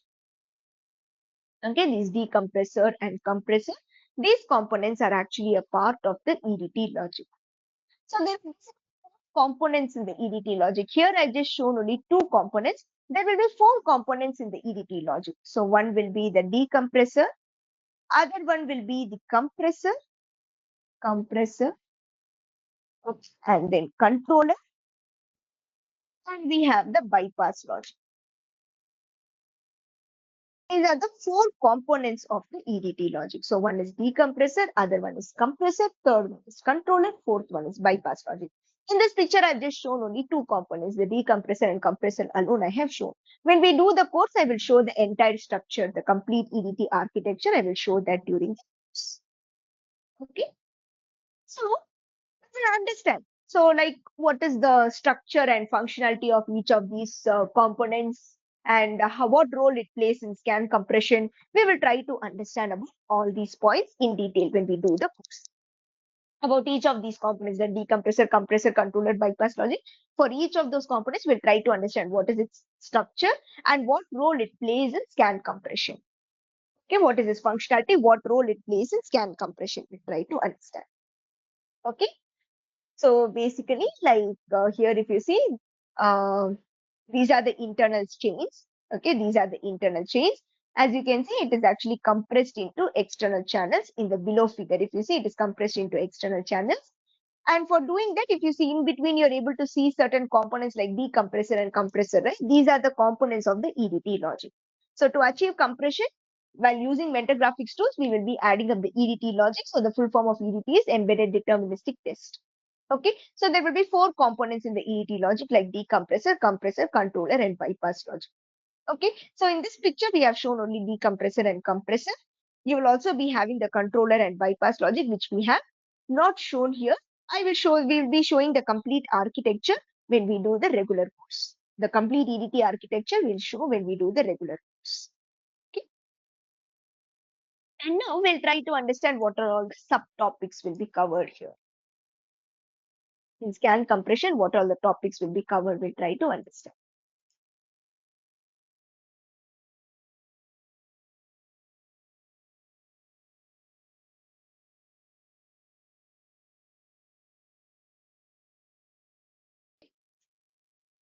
So in scan compression,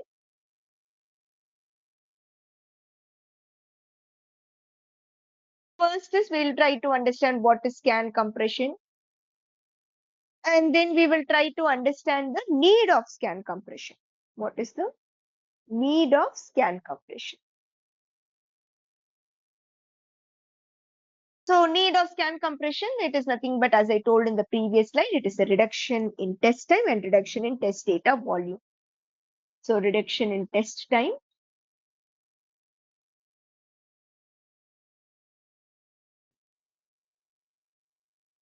and reduction in test data volume.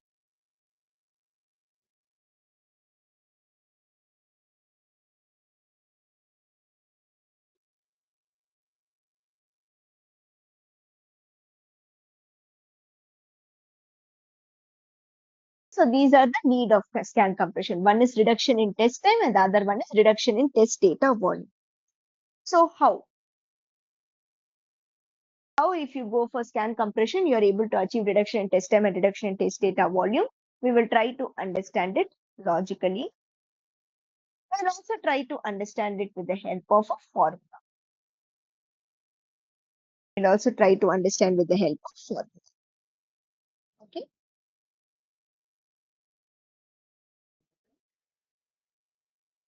And then we will try to understand about a quantity called as compression ratio.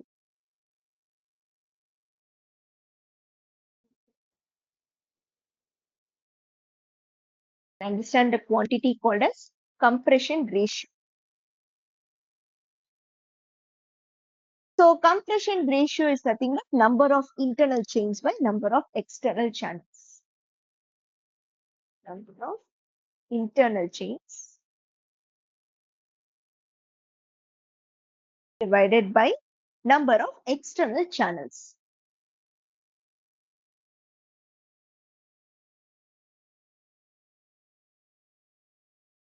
So that is what is compression ratio. The quantity compression ratio is nothing but number of internal chains divided by number of external channels. Okay. So this compression ratio, we will make sure that it doesn't exceed 100x. Compression ratio quantity, we will make sure that it doesn't exceed 100x. Doesn't exceed 100x. Why is it like that? Okay. So the compression ratio quantity is number of internal chains by number of external channels. We make sure that it doesn't exceed 100x. So why is it like that? We will try to understand. What are the merits and demerits of high and low compression ratio? We'll try to understand.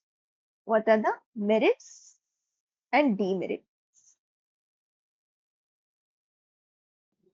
Demerits of high and low compression ratio, we'll try to understand.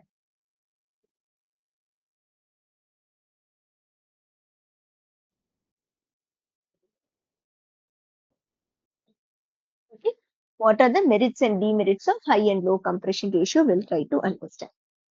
Okay. And then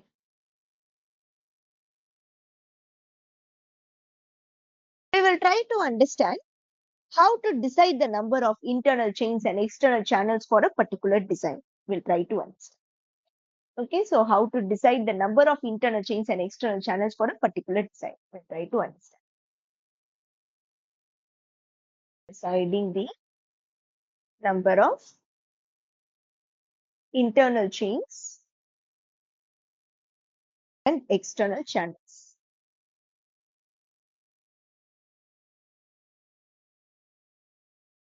So deciding the number of internal chains and external channels, we'll try to understand.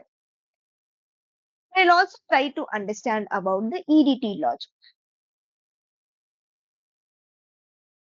So as I told, there are 4 components in the EDT logic. So one is the decompressor. One is the decompressor. Other one is the compressor or compactor. Compressor or compactor. So some sources, they even call it as a compactor. And then controller. So in the controller component, you will internally have these kind of mask shift register and then mask hold register.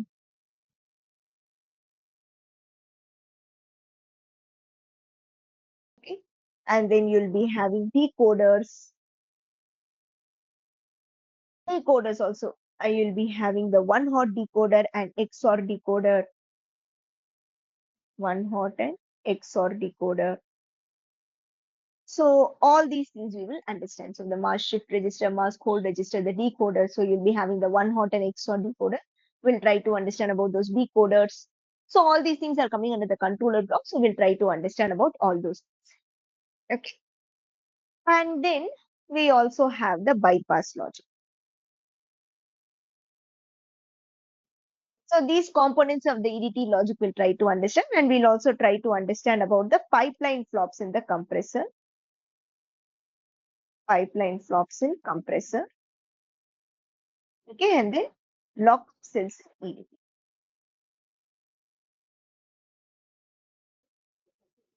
We'll understand about the pipeline flops in the compressor and lockup cells in EDT. We'll try to understand those things. So these are all the topics which we'll be covering it as a part of the scan compression training. Okay.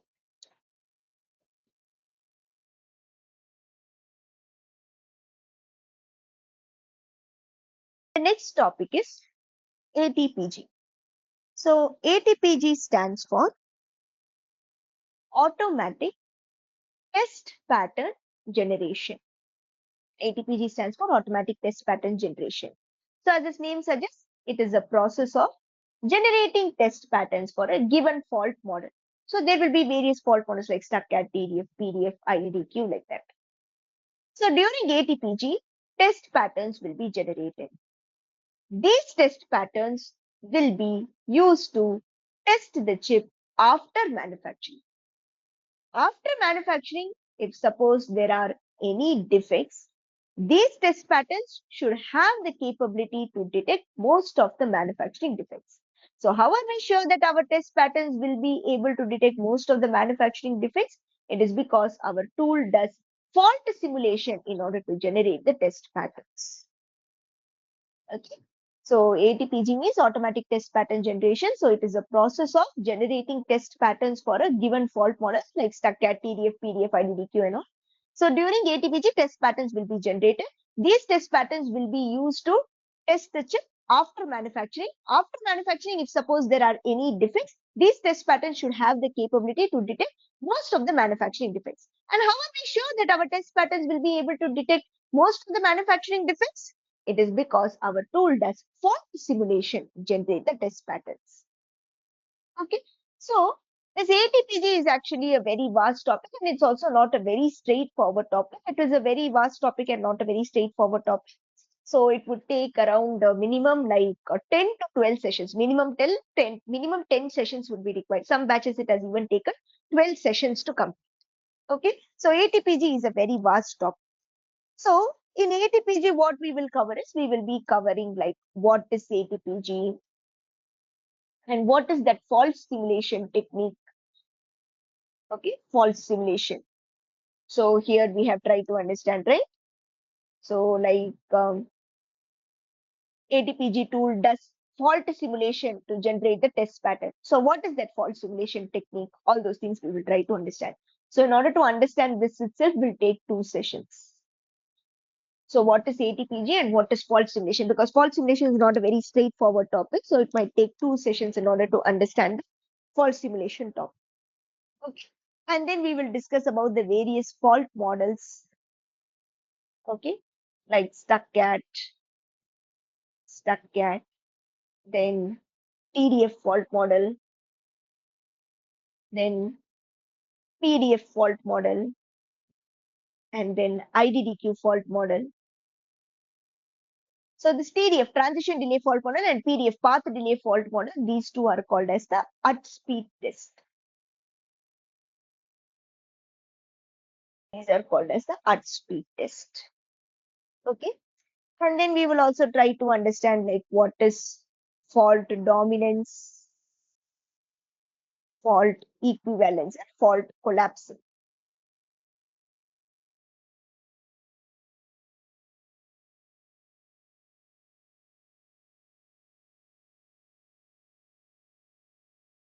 Try to understand this. We will also try to understand about what is it? Fault aliasing.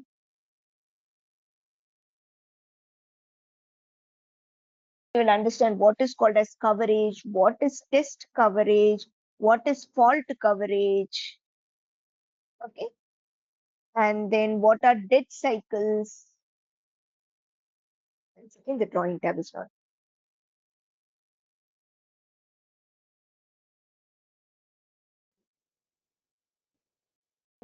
Just a second, the presentation has got hanged. I'll just close it through my task manager once again.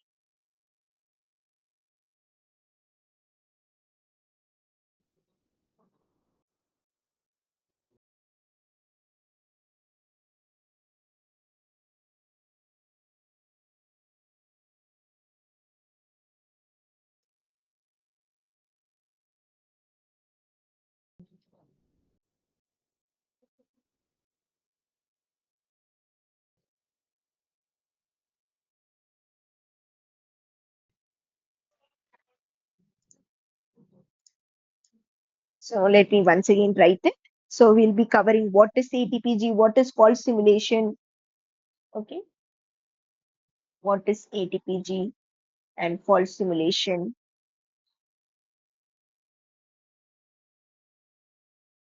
So to cover this itself will take around 2 sessions because it is not a very straightforward topic. Okay. So we will be covering the various fault models like stuck at, transition delay fault model, path delay fault model, IDDQ fault model, all those things. So this transition delay fault model and path delay fault model, these are called as at speed test. These are called as at speed test.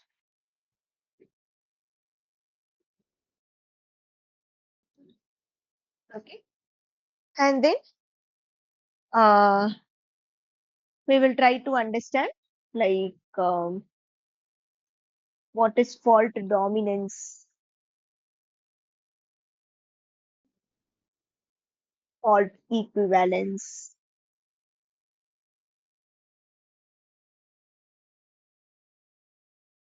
and fault collapse.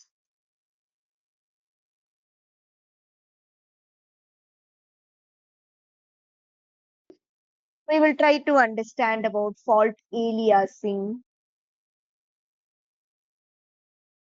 fault aliasing.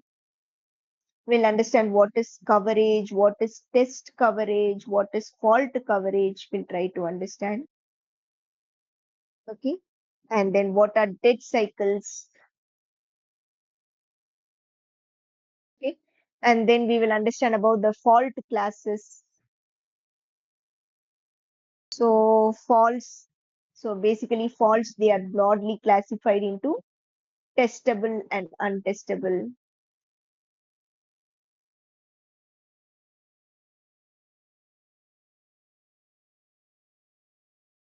So under untestable, you have this unused, tied, blocked, redundant, all those things. These are its subclasses. Under testable, you'll be having detected, possibly detected, ATPG untestable, ATPG untestable, and undetected. So these are all the subclasses. So we'll understand about these fault classification, the various faults, and then their subclasses. So all those things we will try to understand the fault classes topic. We will try to understand like test point insertions. What are test point insertions? Okay. And then we'll try to understand about pattern classifications.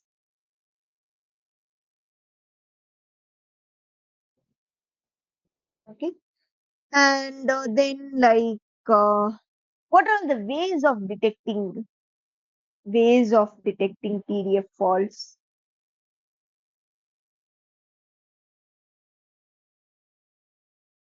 So like the LOC technique and LOS technique, LOC technique, LOS technique. And while going for LOS technique, we'll try to understand about the pipelined scan enable architecture. Okay.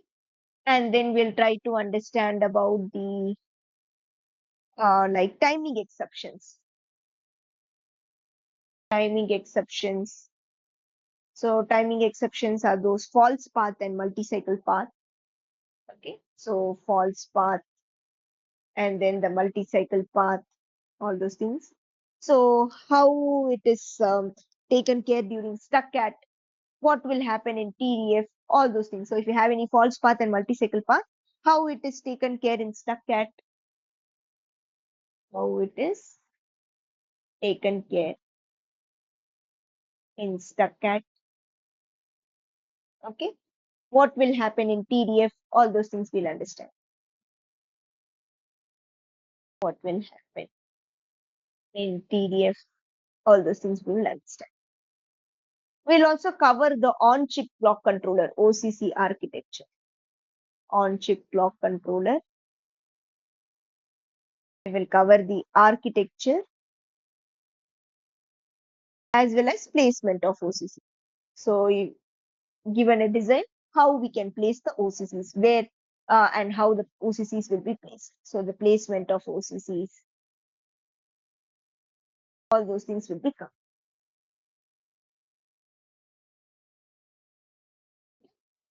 So these are all the topics we will be covering it in ATPG. So as I told, ATPG is not a very straightforward topic. It is like, it's a very vast topic, and it will take around 10 to 12 sessions to complete the ATPG topic. Next is simulations. So simulations, it is to validate the patterns which was generated during ATPG. So which means before delivering the patterns generated during ATPG, before delivering the patterns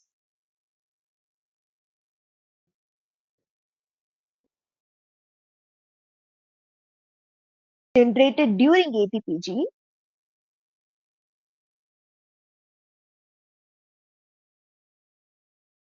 test the chip after manufacturing,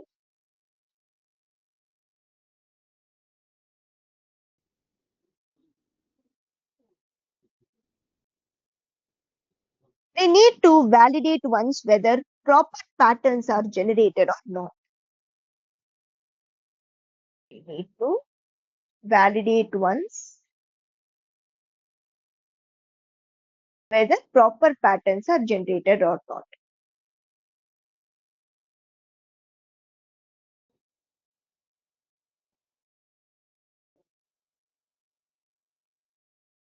Okay, so that is only called as simulation. So it is to validate the patterns which were generated during ATPG. So before delivering the patterns generated during ATPG, to test the chip after manufacturing, we need to validate once whether proper patterns are generated or not. So that is what is called as simulations. Okay. So simulations, what we'll be doing is we'll be covering the theory as well as practicals. We'll be covering it simultaneously. Theory and practicals will be done simultaneously. Okay. So like in simulations, we will be covering only the no timing simulations.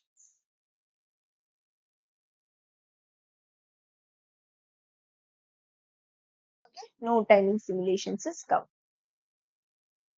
So only no timing simulation is covered. Okay. So like we'll be covering like what is simulation, what is simulation, okay, what is the need of doing the simulation, need of simulation, and then what is the flow of simulations. Then we'll be covering the serial and parallel simulations, serial and parallel simulations, and then like analyzing the waveforms, analyzing the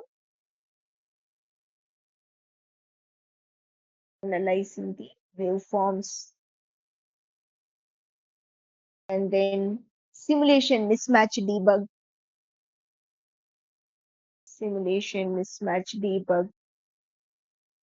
Okay, and we'll also as a miscellaneous point. So these are all there in our syllabus. So an extra point which I will be covering is apart from syllabus, an extra point which I'll be covering is serial simulation pass, parallel simulation fail, and vice versa scenarios. So in which scenario serial simulation will pass and parallel simulation will fail, and vice versa. Serial will fail and parallel will pass. So those vice versa scenarios. So both. This is an extra topic which I'll be covering. So serial simulation is passing, parallel simulation is failing. In which situation? In which situation serial simulation will fail and parallel simulation will pass. So this is an extra topic which I will be covering. Okay.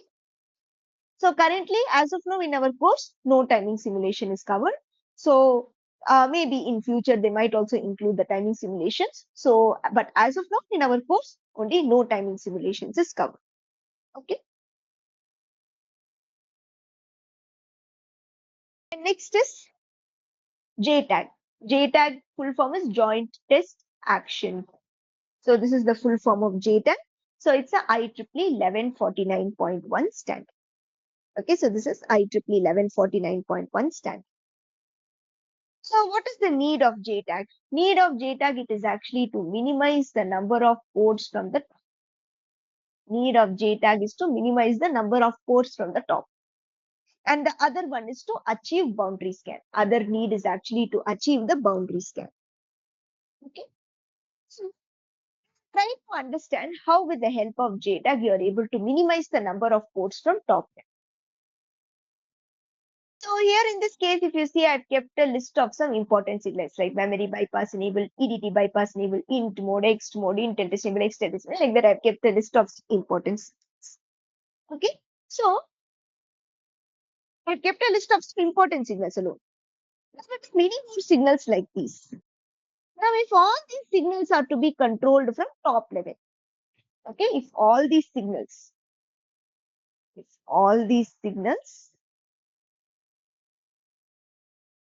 are to be controlled from top.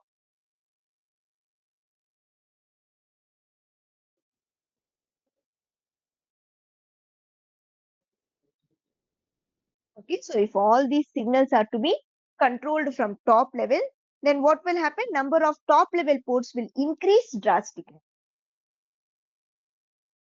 Number of top level ports will increase drastically.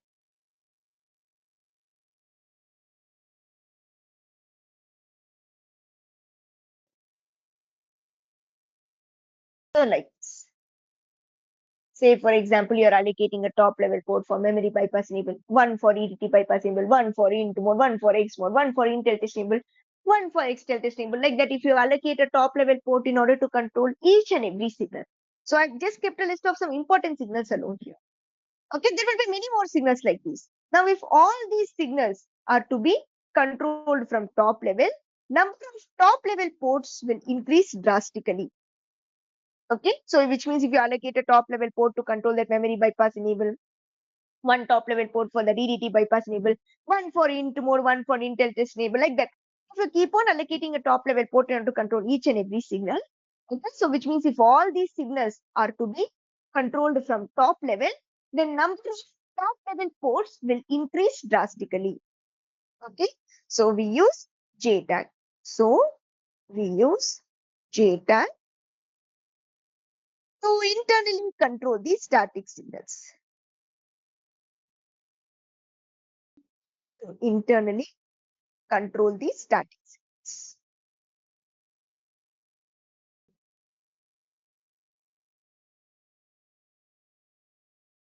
Okay, so that's why we use JTAG to internally control the static signals.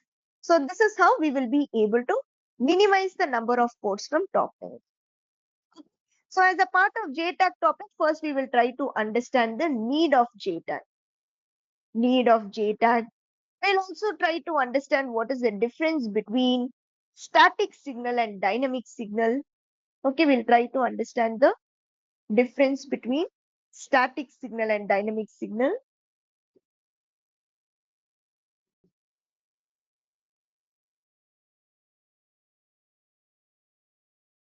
Okay, so here we have seen here, right? We use JTAG to internally control the static signals, it is told, right? So that's what we'll try to understand. What is the difference between static and dynamic signals? We'll try to understand. Okay, we will try to understand about the JTAG tap architecture.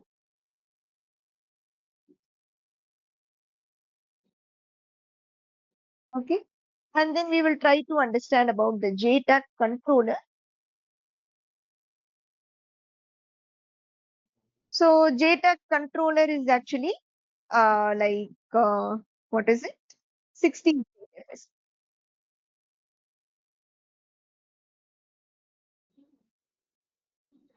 Okay, JTAG controller is a 16-state FSM.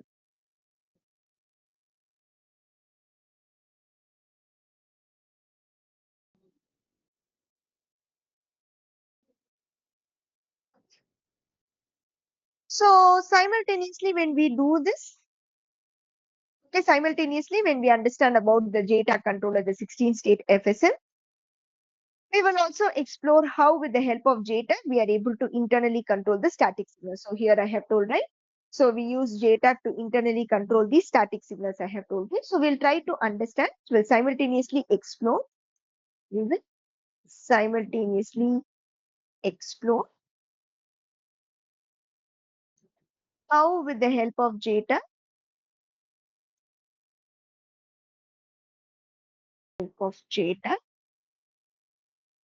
we are able to internally control the static signals.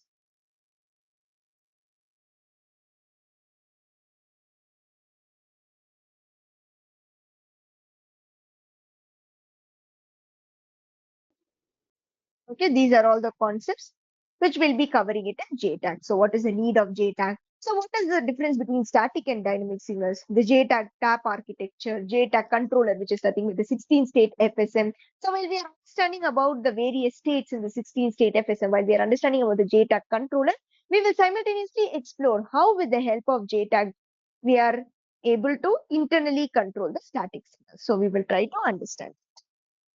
Okay. We will also be covering this IEEE 1687 standard. So as I told, I have not included it in the demo because like in order to understand what is IEEE 1687 standard, you first need to understand this IEEE 1149.1 standard completely. So that's why I have not included it. But in IEEE 1687 standard, IJTAG also we will be covering. So we'll be covering the architecture, yeah, IJTAG architecture, and then comparison between JTAG and IJTAG. Comparison between JTAG and IJTAG. Okay, and what is the advantage of IJTAG? All those things we will be covering.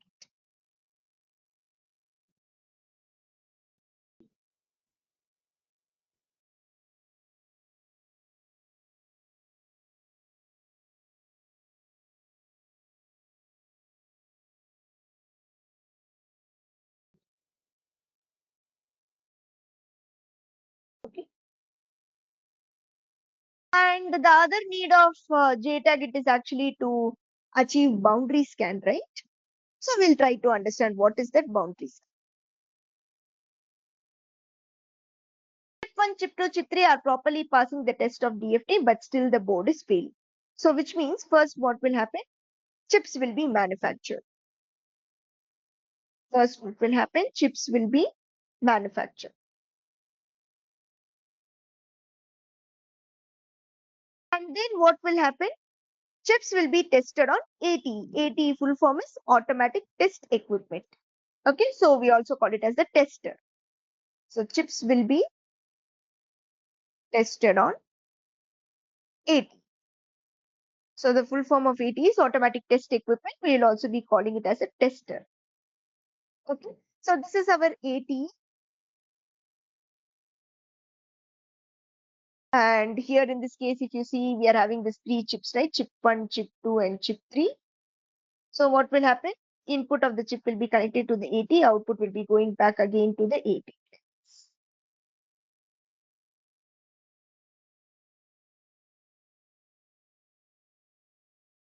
Okay, input of the chip will be connected to the AT. Output of the chip will be going back again to the AT. Okay, so this is how the chips will be tested on the AT.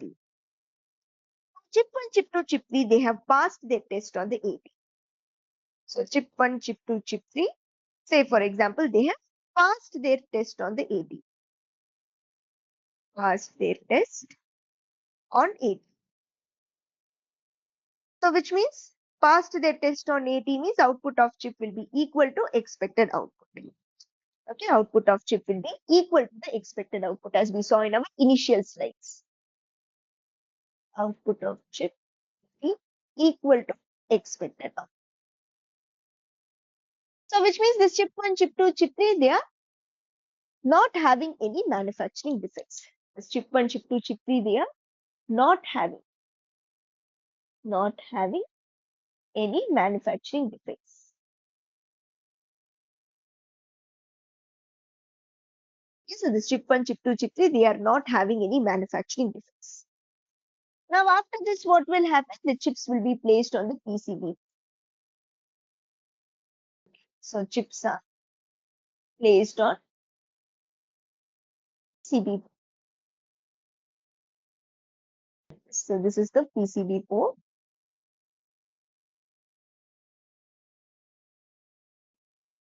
We have this chip 1, chip 2, and chip 3. And then we have the interconnection between the chips. Okay. After this, what is happening? The board is tested. After this, board is tested. Board is tested.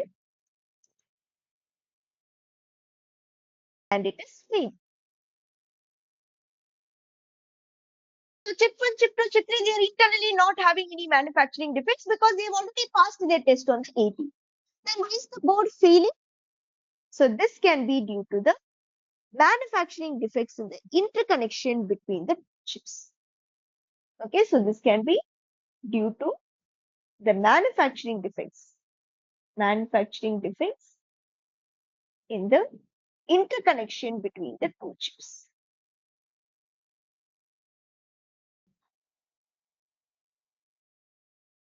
Okay, so when the board is being tested, board is failing. So chip 1, chip 2, chip 3, they are internally not having any manufacturing defects. Chip 1, chip 2, chip 3, internally not having any manufacturing defects. Internally not having any manufacturing defect. Since they have already passed the test on AT. Since they have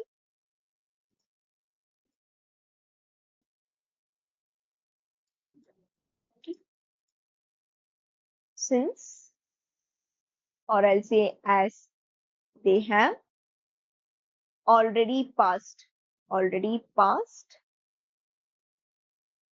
the test on AT.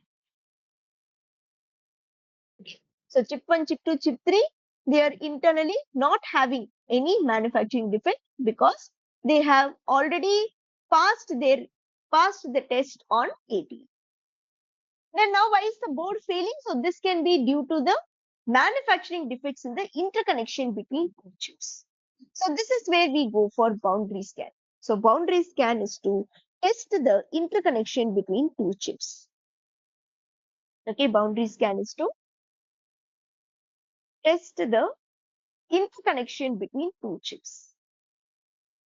Interconnection between two chips. Okay. So what are the topics we will be covering it as a part of boundary scan is? One is we will be covering the boundary scan cell structure. We'll be covering the boundary scan cell structure. Okay, what is the structure of boundary scan cell we'll be covering. And then what are the modes of operation of boundary scan cell? What are the modes of operation of boundary scan cell?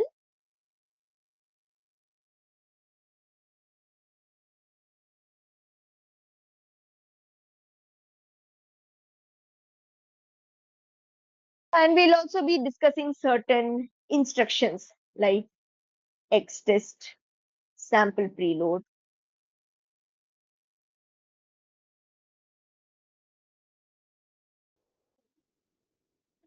bypass, all this. So while we are discussing about these instructions, you will be able to understand.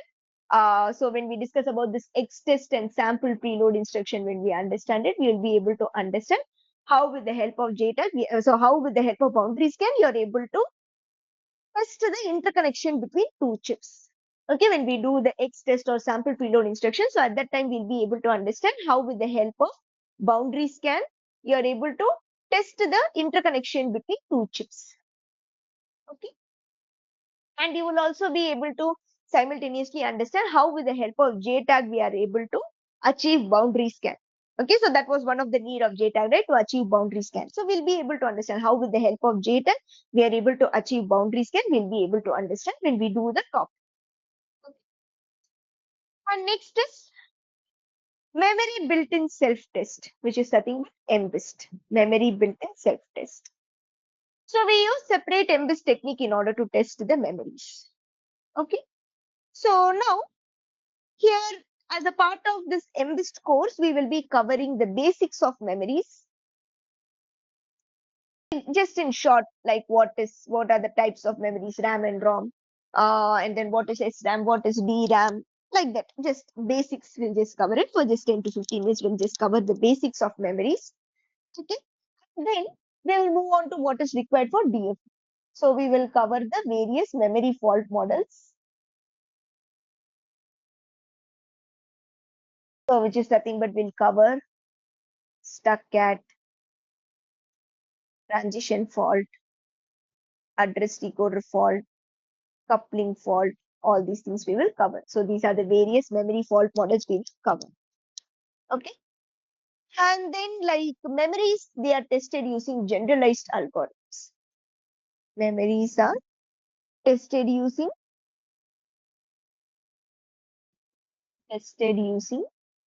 generalized algorithms. Okay, memories are tested using generalized algorithms. So why memories are tested or how memories are tested using generalized algorithms? We'll be able to understand when we do the course. So memories are tested using generalized algorithms. Why memories are tested using generalized algorithm and how memories are tested using generalized algorithm, you'll be able to understand in the course. So the various some basic algorithms we will cover like 0-1 algorithm, checkerboard algorithm. Okay. So what is maths? What is maths plus? What is maths plus plus?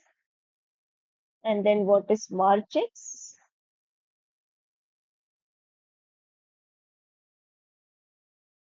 And then March C. Like that, some basic algorithms we will cover. So while discussing about these algorithms, so each algorithm they will be having a sequence.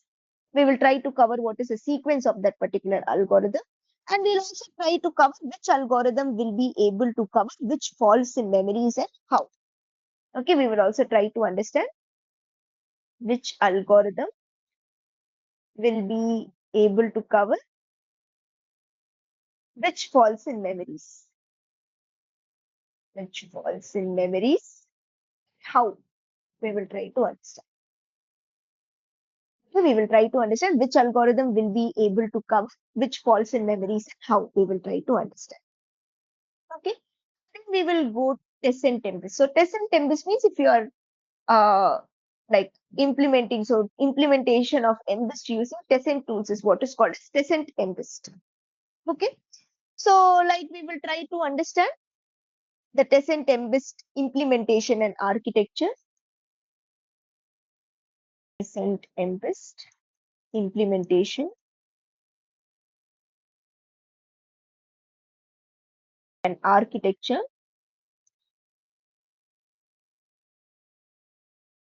Okay, We'll try to understand about the test and tempest operation protocol.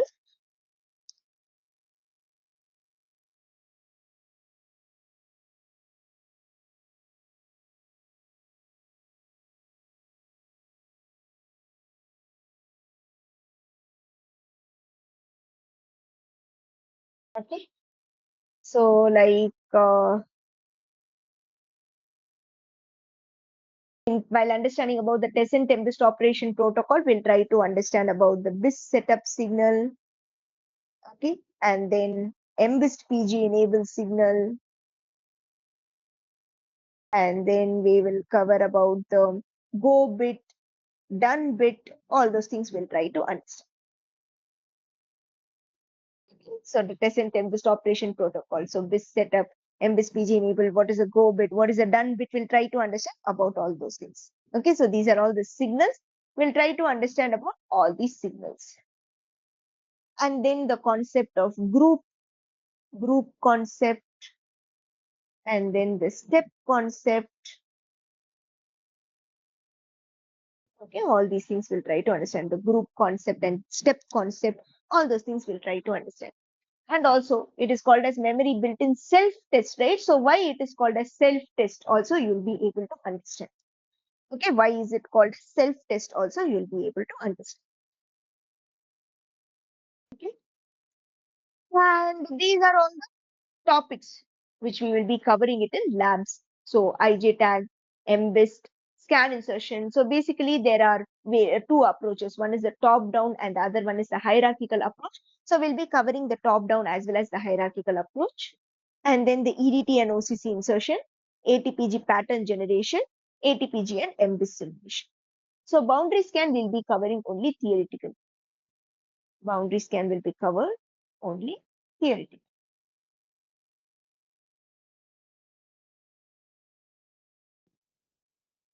So yeah, these are all the labs we'll be covering. So IJ tag, MBIST, scan insertion. So there are two approaches, top down and hierarchical. We'll be covering both the approaches.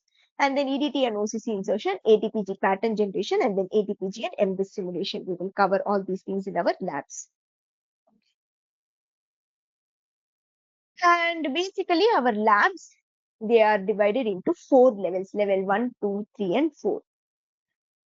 So level 1 and level 2 projects, these are simple labs. Level 1 and level 2 are simple labs. So these are simple labs. So like complexity, simple labs means like your complexity will be less.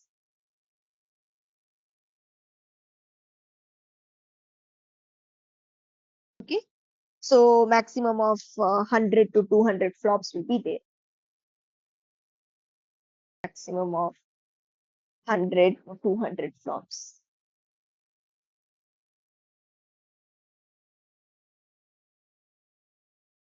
Okay. So maximum of 100 to 200 flops will be there.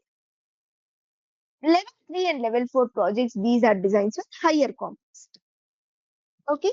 So like these two are designs with higher complexities. So for level 3 projects, you will be having like around 4K flops.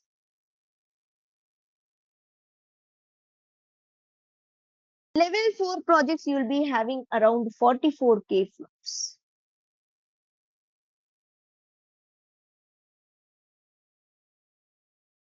Okay. So these two are designs with higher complexities.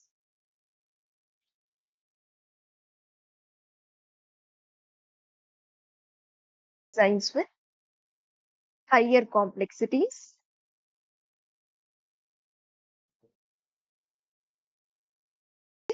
So like you can write it as project work in your resume. So these two things you can write it as a project work in your resume.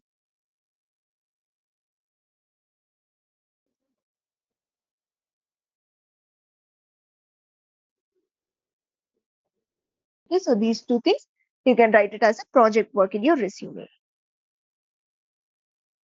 So now here in this case,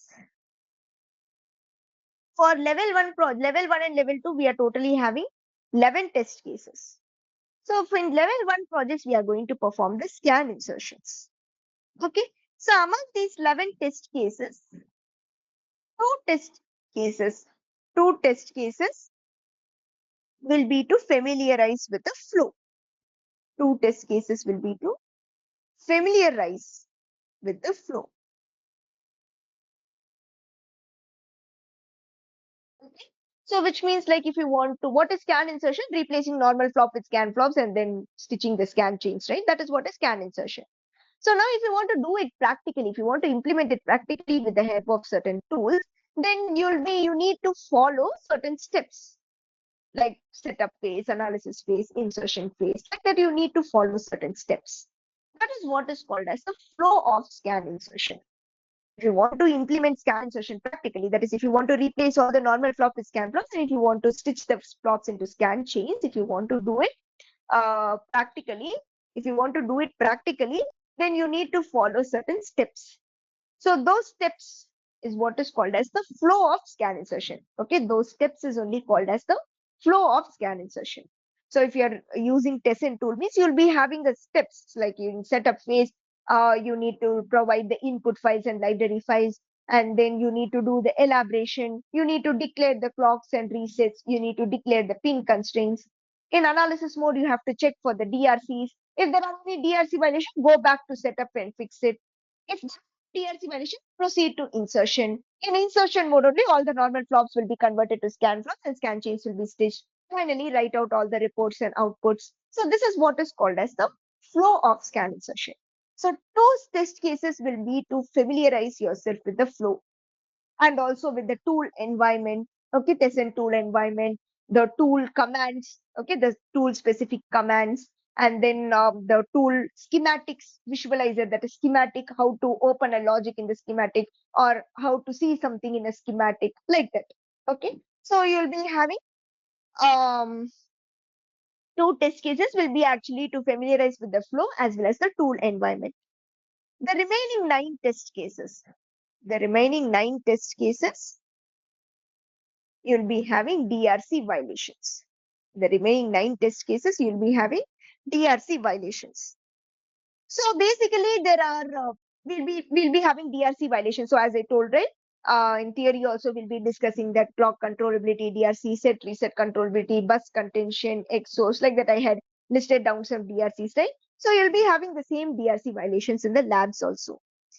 And basically, you'll be having there are actually, if you're using mentor graphics tools, there will be three methods to fix the DRCs. So one will be the manual editing of netlist method.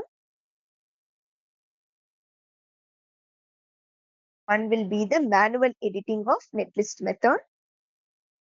Other one will be you need to make use of certain commands like create instance, delete connection, create connection, like that. Create instance, delete connection, create connection. Right. And then third one is the auto fix method. Okay, so these are the three methods with which we can fix the DRC violations. One is manual editing of netlist. Other one is you need to make use of certain commands like create instance, delete connection, create connection. Like other method is auto fix method. Okay, so we will try to understand about all these three methods. And we'll also try to understand which one is more preferred and why it is more preferred. All those things we will try to understand. And next is level 2 projects. What we will be doing is in the level 2 projects, for the same 11 test cases, okay, we'll be doing the EDT insertion. EDT insertion is nothing but scan compression. So in order to achieve scan compression, if you're using mentor graphics tools, you'll be adding up a logic called as EDT, right? So EDT insertion is nothing but scan compression. So you'll be doing the EDT, ATPG, and simulations. You'll be doing it for the same 11 test cases. Okay, so like in EDT, we will be understanding EDT insertion. We will understand about the flow of EDT insertion, and then viewing EDT logic in schematic. All those things we will do. Viewing EDT logic in schematic. Okay, and then like understanding the output files of EDT. Even in scan also we will try to understand about the reports and outputs of scan we will try to understand. Okay. So same way in EDT also we'll try to understand the output files of EDT, understanding the output files of EDT run. Okay. And then ATPG. So ATPG we will be like doing the pattern generation in our labs for these fault models.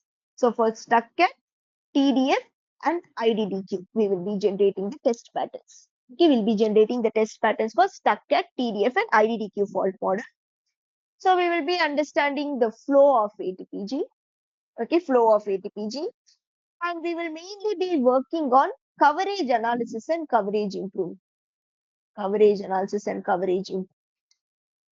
Okay, what is coverage analysis and what is coverage improvement? So how you can do the coverage analysis and how you can improve the coverage. So that is what we will mainly be focusing on it. Okay, so we will also be generating patterns with TDT and bypass patterns. All those things also will be generated. And simulation. Simulation, as I told, like theory as well as practicals, it will be done simultaneously. So whatever I had told at the time of simulation topic, right, like need of simulation, flow of simulation, serial and parallel simulation, all those things, we will be simultaneously, we'll be understanding the concept of simulation by practically doing it in the labs. Okay. So same topics, whatever I had told at the time of theory part, the same thing will be covered in the simulation labs as well. Both theory as well as practicals will happen simultaneously for simulations. Okay. And level 3 and level 4 projects. So these are only designs with higher complexities. So you can mention it as a project work in your resume. Your level 3 and level 4 project will be the project work in your resume. So level 3 and level 4 project, it will be covering the complete flow. Okay. So IJ tag and IJ tag insertions, embist insertion. So if you just see in the level 1 and level 2 projects, we have not done that IJ tag and embist insertion and all, right? But in level 3 and level 4 projects, okay, so this is the flow in level 3 and level 4 projects. In level 3 and level 4 projects, we'll be doing the IJ tag and embist insertion. We'll be doing the EDT OCC insertion. We'll be doing the synthesis, then scan, ATPG, simulations, everything will be covered. So in level 1 and level 2 projects, if you see, we haven't done that IJ tag, MBIST, OCC, all those things we haven't done that, right? But in level 3 and level 4 projects, we'll be covering the entire field. So the IJ tag and MBIST insertions, EDT and OCC insertions, synthesis, scan, ATPG, simulation, everything will be covering. Okay. And level 3 projects is basically hierarchical scan. So if it is hierarchical scan, then some more concepts will be covered over here, like concept of scan wrappers, and then in test, X test, okay, in test, X test, and then pattern retargeting. Some more topics, some more topics will be covered here also. Okay, because level 3 projects is hierarchical scan. Okay, so level 3 projects is hierarchical scan. So some more concepts like scan wrappers, in test, X test, pattern retargeting, all those things will be covered. So yeah, this was regarding lab part. So these are all the things which will be covered in our syllabus. So like up from this, so basically like your course, okay, your total course will be 1 second. This PPT is not responding. Basically, your course will be a around 5.5 months course, 5.5 to 6 months course usually. So the first 2 to 2.5 months, what will happen is basics will be covered. So basics like GVim, Linux, Pickle, digital design, okay, okay, GVim, Linux, Tickle, digital design, and then like what else? CMOS, Verilog, these kind of basics topics will happen during first 2 to 2.5 months. So this GVim, Linux, Tickle, digital design, CMOS, Verilog, so these kind of basic topic will happen. So after completion of basics, you'll be having the next 3.5 to 4 months. We will be covering the DFT advanced course. The DFT advanced course, so whatever I discussed in the previous slide. So in theory and lab, what will be covered, I had told, right? So that is whatever was discussed in previous slide.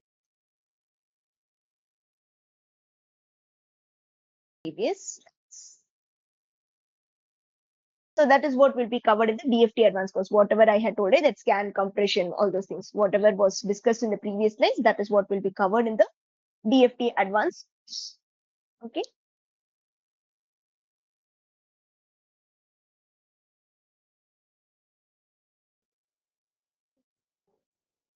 Okay. So yeah, that is what will be covered in the DFT advanced course. Whatever was discussed in the previous slides, right? That is what will be covered in the DFT advanced course. And some more topics apart from syllabus. Apart from syllabus, so I'll be covering some extra topics as well.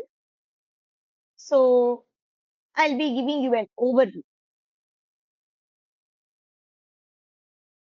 I'll be giving you an overview about those topics. Like I'll be giving you an overview about IEEE 1500 standard. So in our course, IEEE 1149.1 standard and IEEE 1687 standard is covered, right? I'll give you an overview about IEEE 1500 standard and then RAM sequential, ROM embed, okay, and logic based.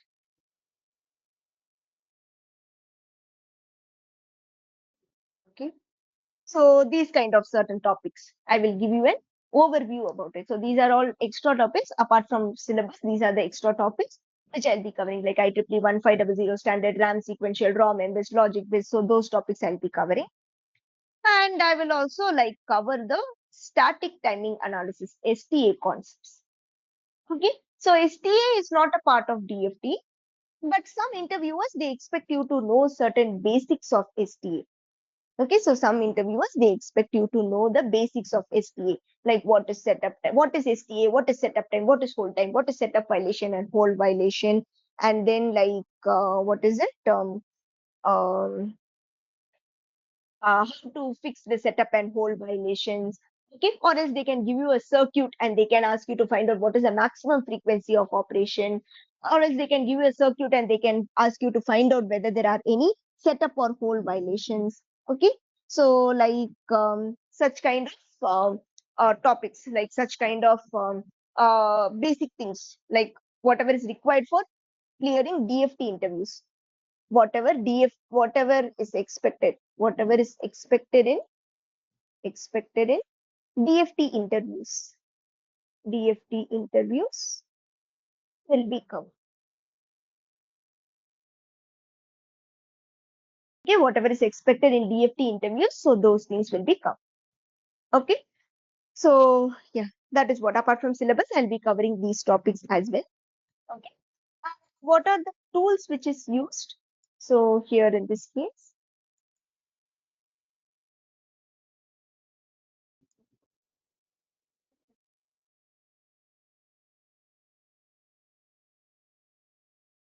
okay. So tools is, we are going to use the Metagraphic Descent tools. For MBIST, it is Descent Scan. For scan, it is nothing but, for MBIST, it is Descent MBIST. For scan, it is Descent Scan. For EDT, it is Descent Test Compress. ATPG also Descent Test Compress, and simulation is QuestaSim. So these are all the tools which we are going to use, Metagraphics tools which we are going to use. Okay, so MBIST is Descent Scan. MBIST is Descent MBIST. MBIST is Descent MBIST. Scan is Descent Scan. EDT is Descent Test Compress. ATPG is Descent Test Compress. And simulation is QuestaSim. These are all the tools which we are going to use in our course. Okay, MBIST is Descent MBIST. Scan is Descent Scan. EDT is Descent Test Compress. ATPG is Descent Test Compress. And simulation is QuestaSim. These are all the tools which we are going to follow in our, which we are going to use in our course. Okay. And then there is actually a message in the chat box. Let me just check. So is it 6 months course for weekend batch as well? Yes. So six for weekdays as well as for weekend batch, duration would be the same. Okay, maybe just 1 or 2 weeks might get extended, but the basic duration will be the same. Okay.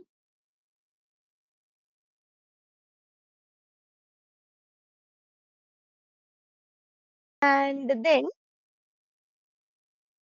you can attend this course.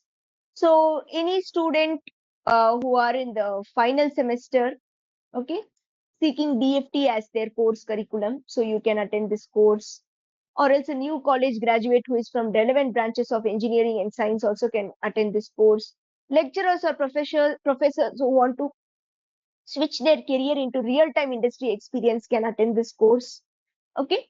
So even working professionals from similar or other VLSI domains, like you're in physical design, but you want to shift to DFT, you can attend this course. Or else you are working in IT, now you want to switch to VLSI, you can also attend this course. Okay, so you can all attend these courses. Okay. And placement support. So we have tie up with various VLSI companies. So students are entitled to placement support based on their performance in the course assignment. So during the course, we'll be conducting some assignment, we'll be giving you some assignments, tests, and then like mock interviews, presentation sessions. So such kind of activities will be giving you. So based on your performance on those activities, you will be added up into your job support. Okay, you'll be placement opportunities will be provided based on your performance in all these activities. Mock interviews will also be conducted so that you can also face your original interviews confidently. Okay. So previous interview questions and and preparation. So I have collected a list of some application oriented interview questions which previous batches students have faced, and I'll be sharing with you a list of application oriented interview questions as well. So I'll just check if I'm having in this device or else I'm be having in my other device. I'll just check if I have in this design some.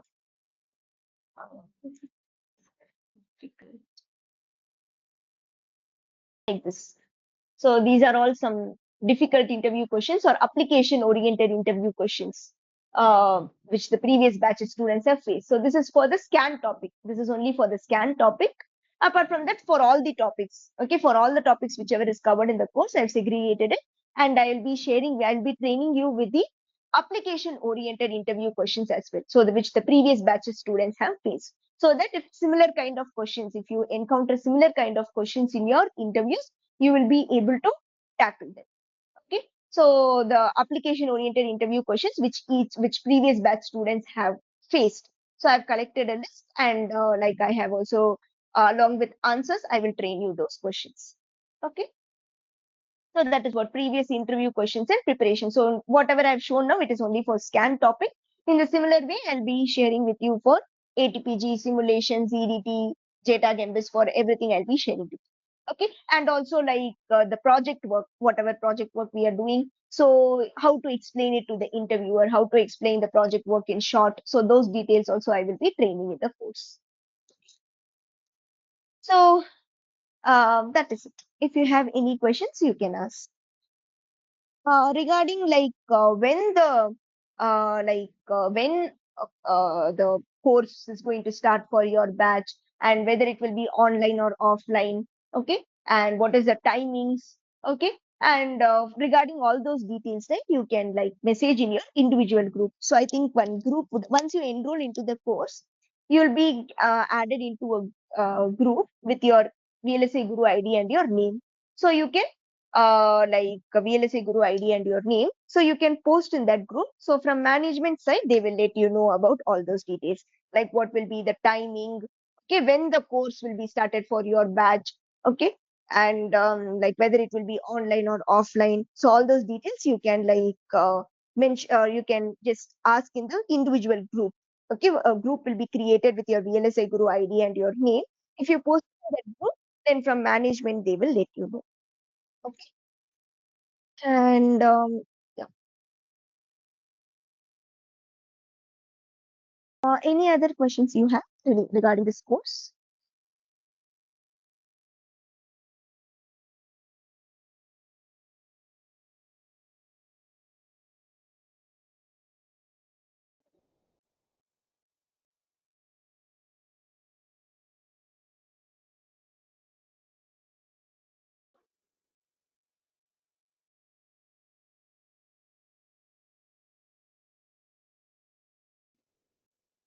So then we can end today's session.